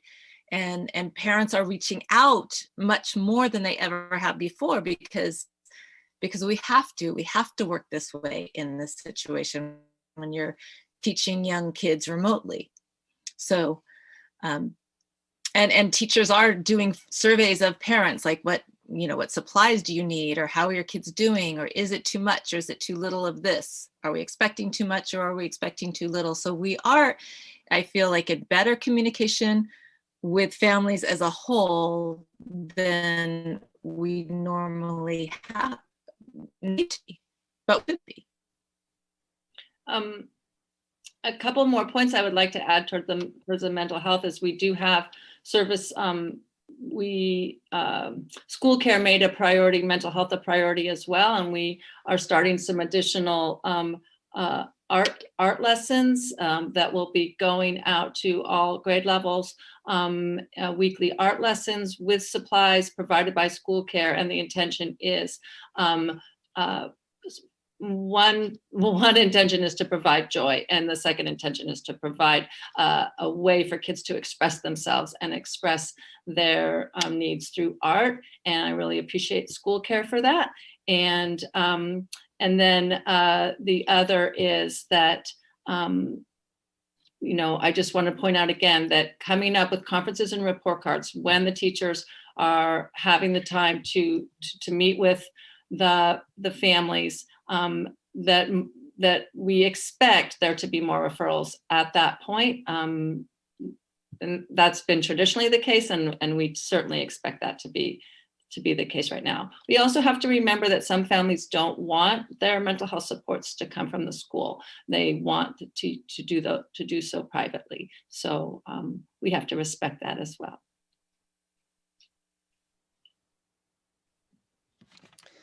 Okay, trustees, does anyone want a second round of questions before we go to the public? Yes, if that's all right. Sure, go right ahead. I wanted to follow up on the question that I asked before. And the reason why I'm really diving into that question is because I think that with the formation of the task force that I'm the chair of, I think that kind of diving into these questions will really help us to support each of the elementary schools. I'd like to ask for a little more detail on the interventions that are currently in place. And how long a student would participate within those interventions, and like what's the student to staff ratio currently, and is there a certified teacher leading that intervention, or things of that nature. And so again, I'm asking these questions because I think that it's important to know what's already in place, so that the task force can be efficient in the work that we do. Thank you. Can you remind me which task force that you're referring to? Oh yes, the task force that was developed. I think it was a couple months ago. Yeah, student achievement task force, closing the achievement gap. Okay, thank you. Thank you very much. Well, I'll kind of give a broader perspective, and then I'll ask Karen and Julia to address more specifically. We have 3 credentialed intervention teachers at Cornell. Well, we have a 0.8 ELD teacher, that's a 80% time. We have a full-time math and reading intervention, and another 0.8 intervention teacher. So the total comes to 2.6 FTE. Julia works partly for Marin as well. So she works both at Cornell, Marin, 80% at Cornell and 20% for Marin. And they are all fully credentialed. Do either of you want to address the intervention question more fully? Sorry, my brain's not working too well at this point. You asked about the student to teacher ratio, and then what was the other specific piece that you wanted to know about? Just about, kind of what the interventions are, what they look like, and how a student would go from actually being participating in the intervention, and then how they move away from that, or do they? Yeah.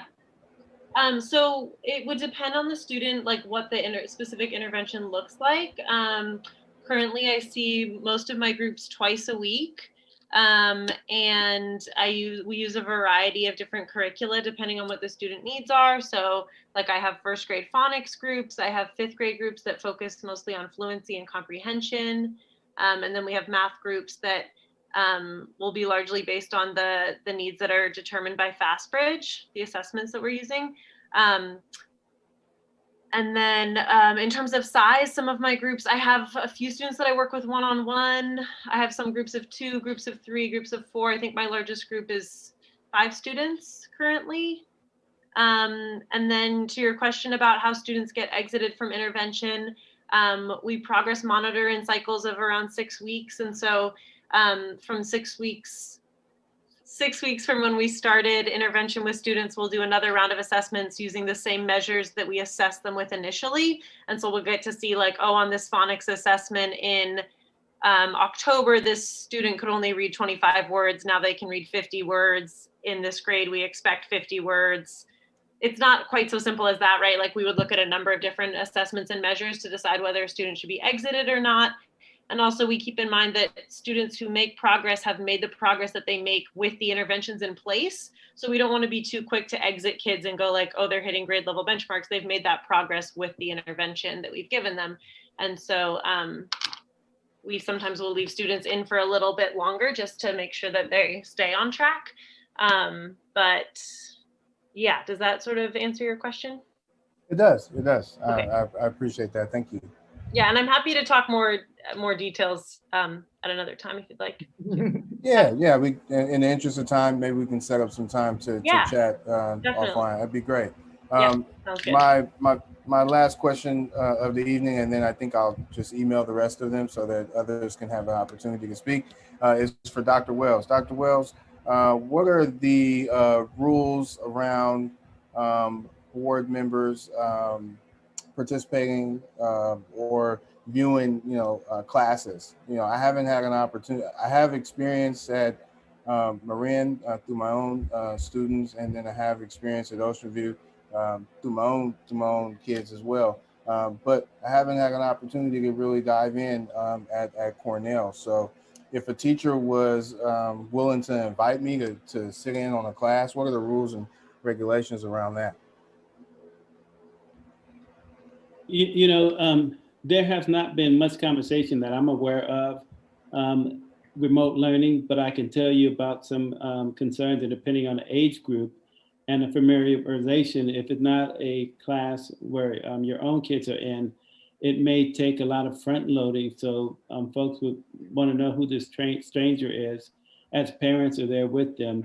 But if a teacher invites you, those are things that you and the teacher can work out, and the teachers are pros at introducing a board member and to the class, and you may have some words you want to say. Unlike when, if you were going with, around visiting classrooms with the principal or me, the superintendent. So I just think it's a matter of communicating. There's no, the laws are so far behind pandemic because nobody saw it coming. But I think in terms of depending on what you want to do, the schools, the principals, staff are more than willing, ready to assist and work with you to accomplish whatever mission it is you're trying to accomplish. But there's no explicit laws about do's and don'ts. It's really professional courtesy and those kinds of things. Well, those are all my questions for this evening. But if anybody would be willing to have me, I'd love to join in on the class. So I'll leave it there. Thank you. Thank you, Brian. I'd like to open the floor to any of our attendees who would like to speak. So it looks like there are community members that would like to speak. Are we ready to introduce our speaker? Thank you. This is Neri Castillo McIntyre. Please go ahead. Good evening, board and administrators. Thank you to the Cornell staff for the wonderful presentation. I just, more than a question, I just want to make a few comments. Now that the district has declared this is the week of the administrator, I want to thank Liz Reimüller, who more than an administrator is really an educator at heart. Also Karen Bonini, who, this is a quote from another parent whose opinion counts. When asked who Karen Bonini was, this parent said, "The best thing about special education in Albany." So take that not just from me. Miss Child, I really appreciate. She is my daughter's third grade teacher. I really appreciate and love the way that you so tactfully and thoughtfully tie history with current events, no matter how ugly the current events are. And also not present right now, I want to thank my son's Ulysses kindergarten teachers, Ms. Laura and Ms. Annie. You know, children in the United States are taught that one can be anything. We have learned that if you have the right connections and the right money or the right appearance of money, any fool can become president, but not anyone can become a kindergarten teacher. If I needed the level of energy and enthusiasm that they display every day, I would need a nap by 9 a.m. And that's not even the end of the first period. So thank you for them. And speaking of energy and enthusiasm, I want to give a special thank you to Coach Joel. Among the many great things that he does during his class, he talks about diet. And I would love to know what he's eating because I need me some of that to get some of that energy. And, you know, my daughter comes from another room whenever she hears him start his class, just to get to his class. And my son, among the many things that he loves about his class, he loves the puppet show with which he starts. So thank you, everyone. Thank you very much, Neri. Thank you so much.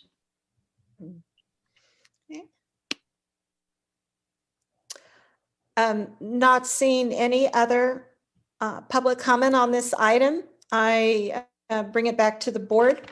These are staff reports. We don't need to take any particular action on these. We're going to have staff reports from all of the schools. I think that the agenda committee is going to need to think about if we can double up like we did. The idea was to get through all of the schools so that we could get an idea of what was happening at each site, you know, quickly this year.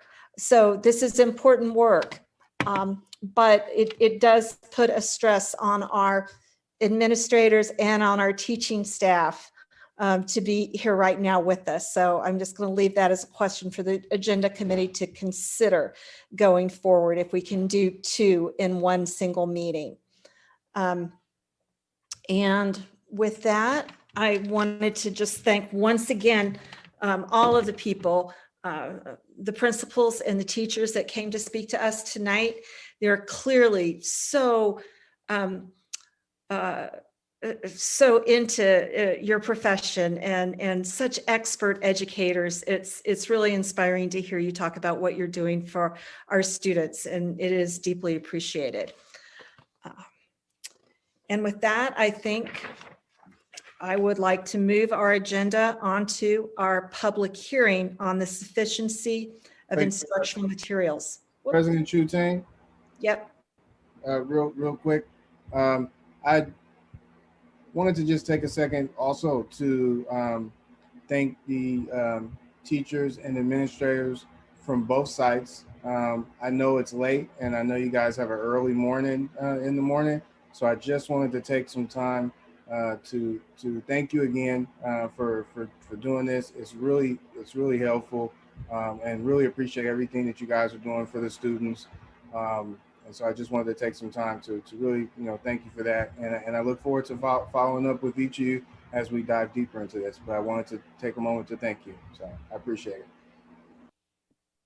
You're welcome. I know we say thank you and you're welcome from the Marin staff as well. And I know we spoke a lot, but there's a lot to talk about at both schools. And so I think we were told to have 15-minute presentation. We obviously couldn't keep it to 15 minutes. So we'll have to pare it down next time, but thank you all very much.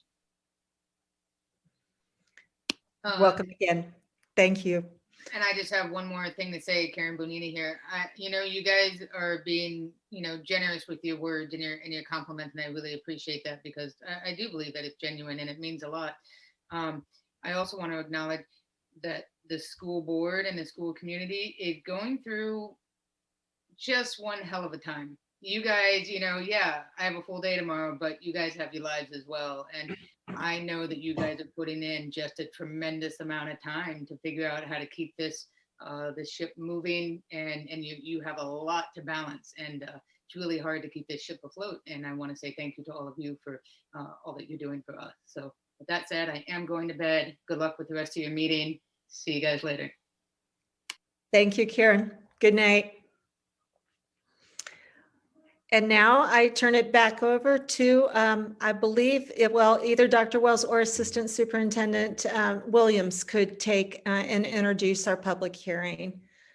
This item goes to Assistant Superintendent Marie Williams. Thank you. I will make this brief. We are required to hold a public hearing regarding the sufficiency of instructional materials. And in the remote learning age, that has taken on a little bit of a different look for us this year. So we were able to get information back from all of our sites about the sufficiency of instructional materials.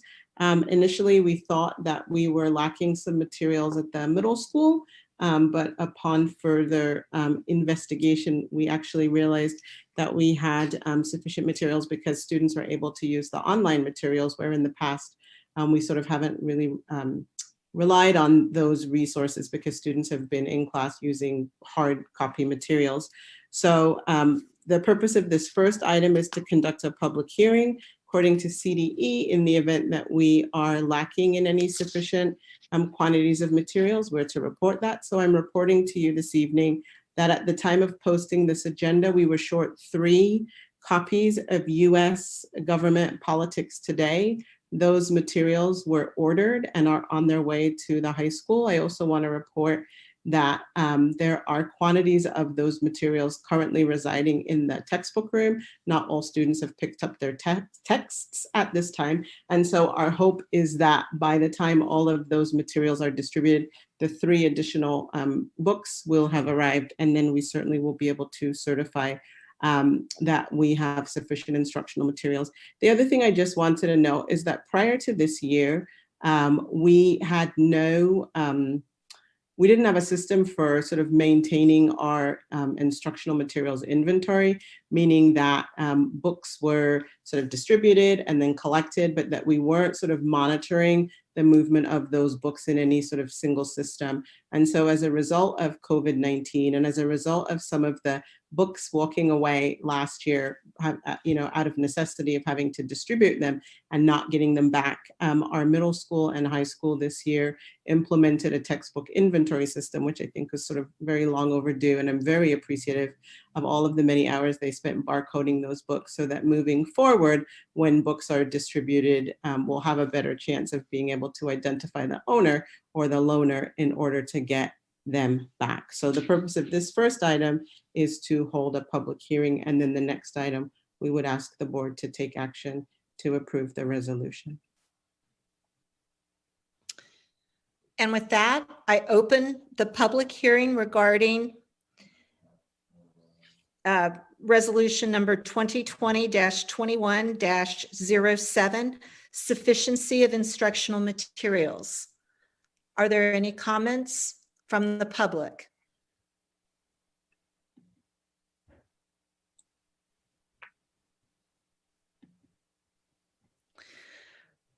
Seeing no comments from the public, this public hearing is now closed.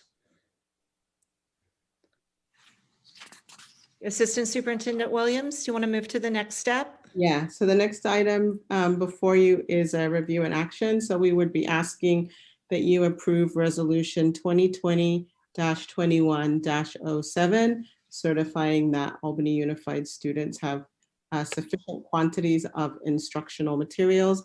As I said previously, we were short 3 government textbooks. Those books have been ordered and are on their way. And in all other areas, we have sufficient instructional materials to distribute to students, which is particularly important this year as we are sending books out to students. And in previous years, maybe we had sufficient quantities, but maybe classrooms were using only a class set. This year, we are reporting that we have sufficient instructional materials to be made available to students in hard print and or electronically. Do we have any questions from the board? I have one question. So we don't have to wait for the materials to actually arrive before we certify this. As long as the order was placed, then it's fine. Am I correct? Yes, that's correct. So per CDE, if you go to their frequently asked questions, one of them is specifically, what if we don't have sufficient quantities at the time of the public hearing? And today is our deadline for said public hearing, because you have to have it within the first 8 weeks of school. The instructions are just that you get those materials. And so I made sure that those materials were ordered before the meeting so that I could guarantee to you that they will be on the way. And it was just three textbooks for government and politics, and they're on their way to the high school right now. Okay. Thank you. Thank you. I ask the board for a motion to approve this resolution. I move that we approve resolution 2020-21-07 for sufficiency of instructional materials. I second. Okay, may we have a roll call, please? Student Board Trustee Corzo Clark. Yes. Student Board Trustee Mala. Yes. Trustee Doss. Yes. Trustee Clark. Yes. Vice President Duran. Yes. President Trutain. Yes. Trustee Hinckley. Yes. Thank you. Okay, thank you very much. That resolution passes unanimously and brings us to our last review and action item, which is the superintendent's evaluation tool for the 2020-2021 school year.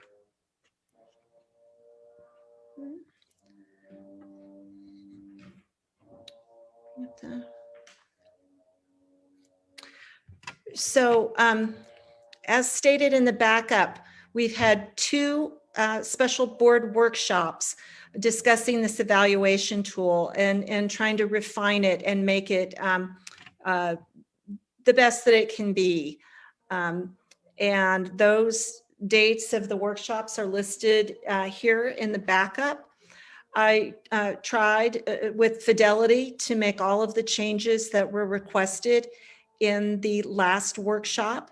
And except for an odd splotch of green highlight on one of the pages, I think that it is the document that the board intends it to be.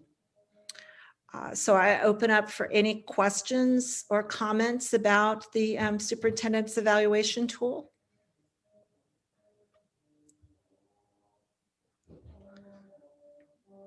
Okay.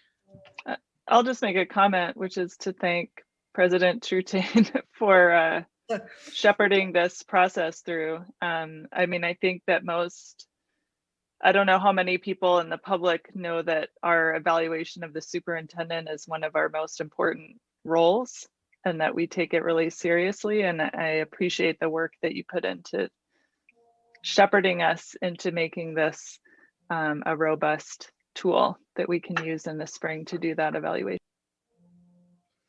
Thank you, Trustee Hinckley. I appreciate that. I think that that there's a good alignment, there's excellent alignment between the district goals and what we're asking the superintendent to do and what the board will be evaluating him on. And I think that keeps the district on track, which is crucial.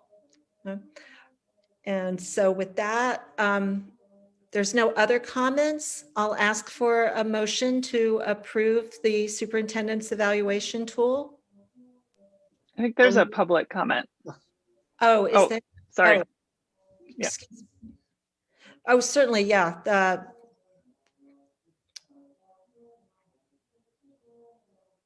We open it to public comments on this item.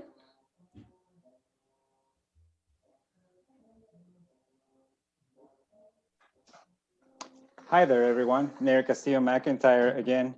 I mentioned this during one of the two special workshops that you held, and I would like to raise it again, that it would be critical for the board and the superintendent to include into the superintendent's evaluation special education. And to be more specific than in the previous workshop, there are a few places where this could happen. This is not an exclusive list, but for example, in part 1, Section E, instructional leadership, focus on students. There could be an additional section for focus on students in special education. When it comes to staff development, there could be additional development for both staff that work in special education and general education instructors and staff. In part 2, goal 1 in student achievement, part of the rubric is about all of the students achieving to their fullest potential. And to quote Cheryl Theus from the Disability Rights Education and Defense Fund, all means all. And so it would be great if special education made it into that piece as well.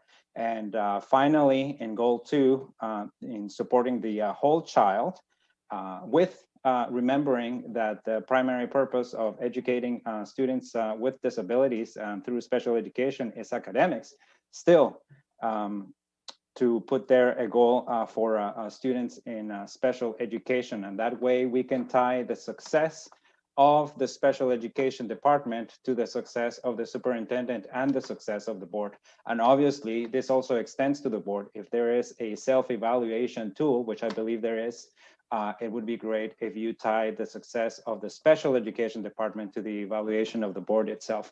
Thank you. Thank you. Dr. Wells, I believe that you commented on this in the Friday update that went to the board trustees. Yeah, this is kind of a fine line, and Neri as an attorney knows this probably best. Because the negotiation process and all that is negotiated between the board and the superintendent, the tool is what we're really supposed to, what's in it, it's between the board and the superintendent. But we do have a special ed department where Trustee Doss asked a question as a result of the speaker's request that special ed is evaluated and in the special ed department, i.e. the director and executive director of student services, we focus on those specific items there. So what you do for one group, i.e. in an evaluation, for example, I would propose you would have to do for all groups explicitly. And so, so I think we move forward with the way it is. It's a, stay in the course that we picked up last year, and also being very sensitive to our most vulnerable population, because I can appreciate that comment with special ed and all of our disadvantaged students who or need additional support as we look at things through an equity lens. But for this evaluation, I recommend that we move forward with it. Thank you, Dr. Wells.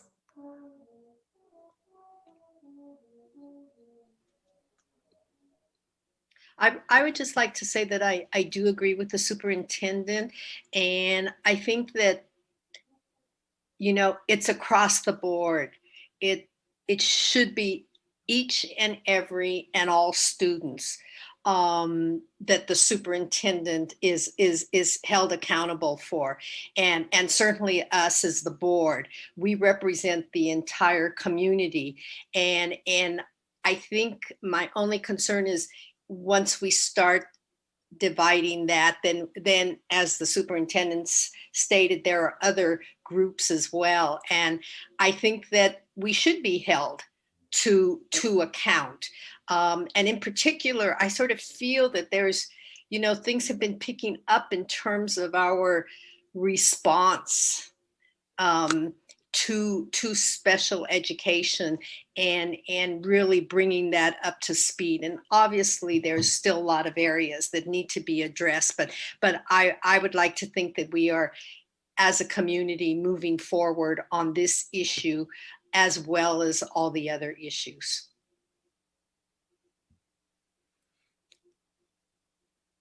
I would just add a comment that I believe we have scheduled in late spring a special education report.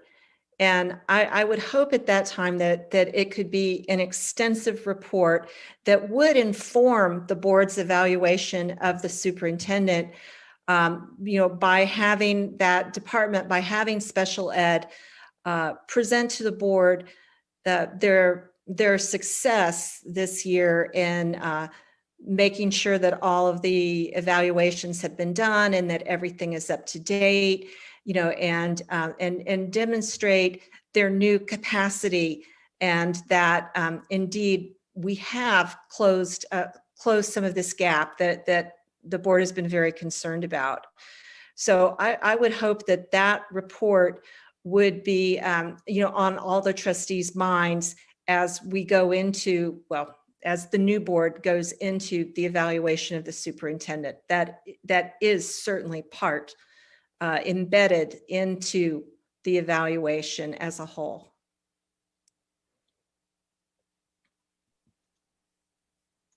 I would echo that. So I'm ready to make a motion that we approve the, how is this item phrased? Approve the superintendent's evaluation tool for the 2020-21 school year. I second that. May we have a roll call vote, please? Student Board Trustee Corso Clark, Yes. Student Board Trustee Mallah, Yes. Trustee Clark, Yes. Vice President Duran, Yes. President Trutain, Yes. Trustee Hinckley, Yes. Trustee Doss. Yes. Thank you. The item passes unanimously and moves us to our upcoming agenda items. And I will just have to say that I'm sorry, I have not prepared this. I haven't updated the slide that we've been using to talk about the next meeting or two and what's scheduled. I do know that what we have scheduled is the remainder of the reports from the school principals on the academic achievement at their site. There's a few other items that also are coming up before the board in the next couple of meetings, but I'm sorry, I just didn't have time to prepare that slide.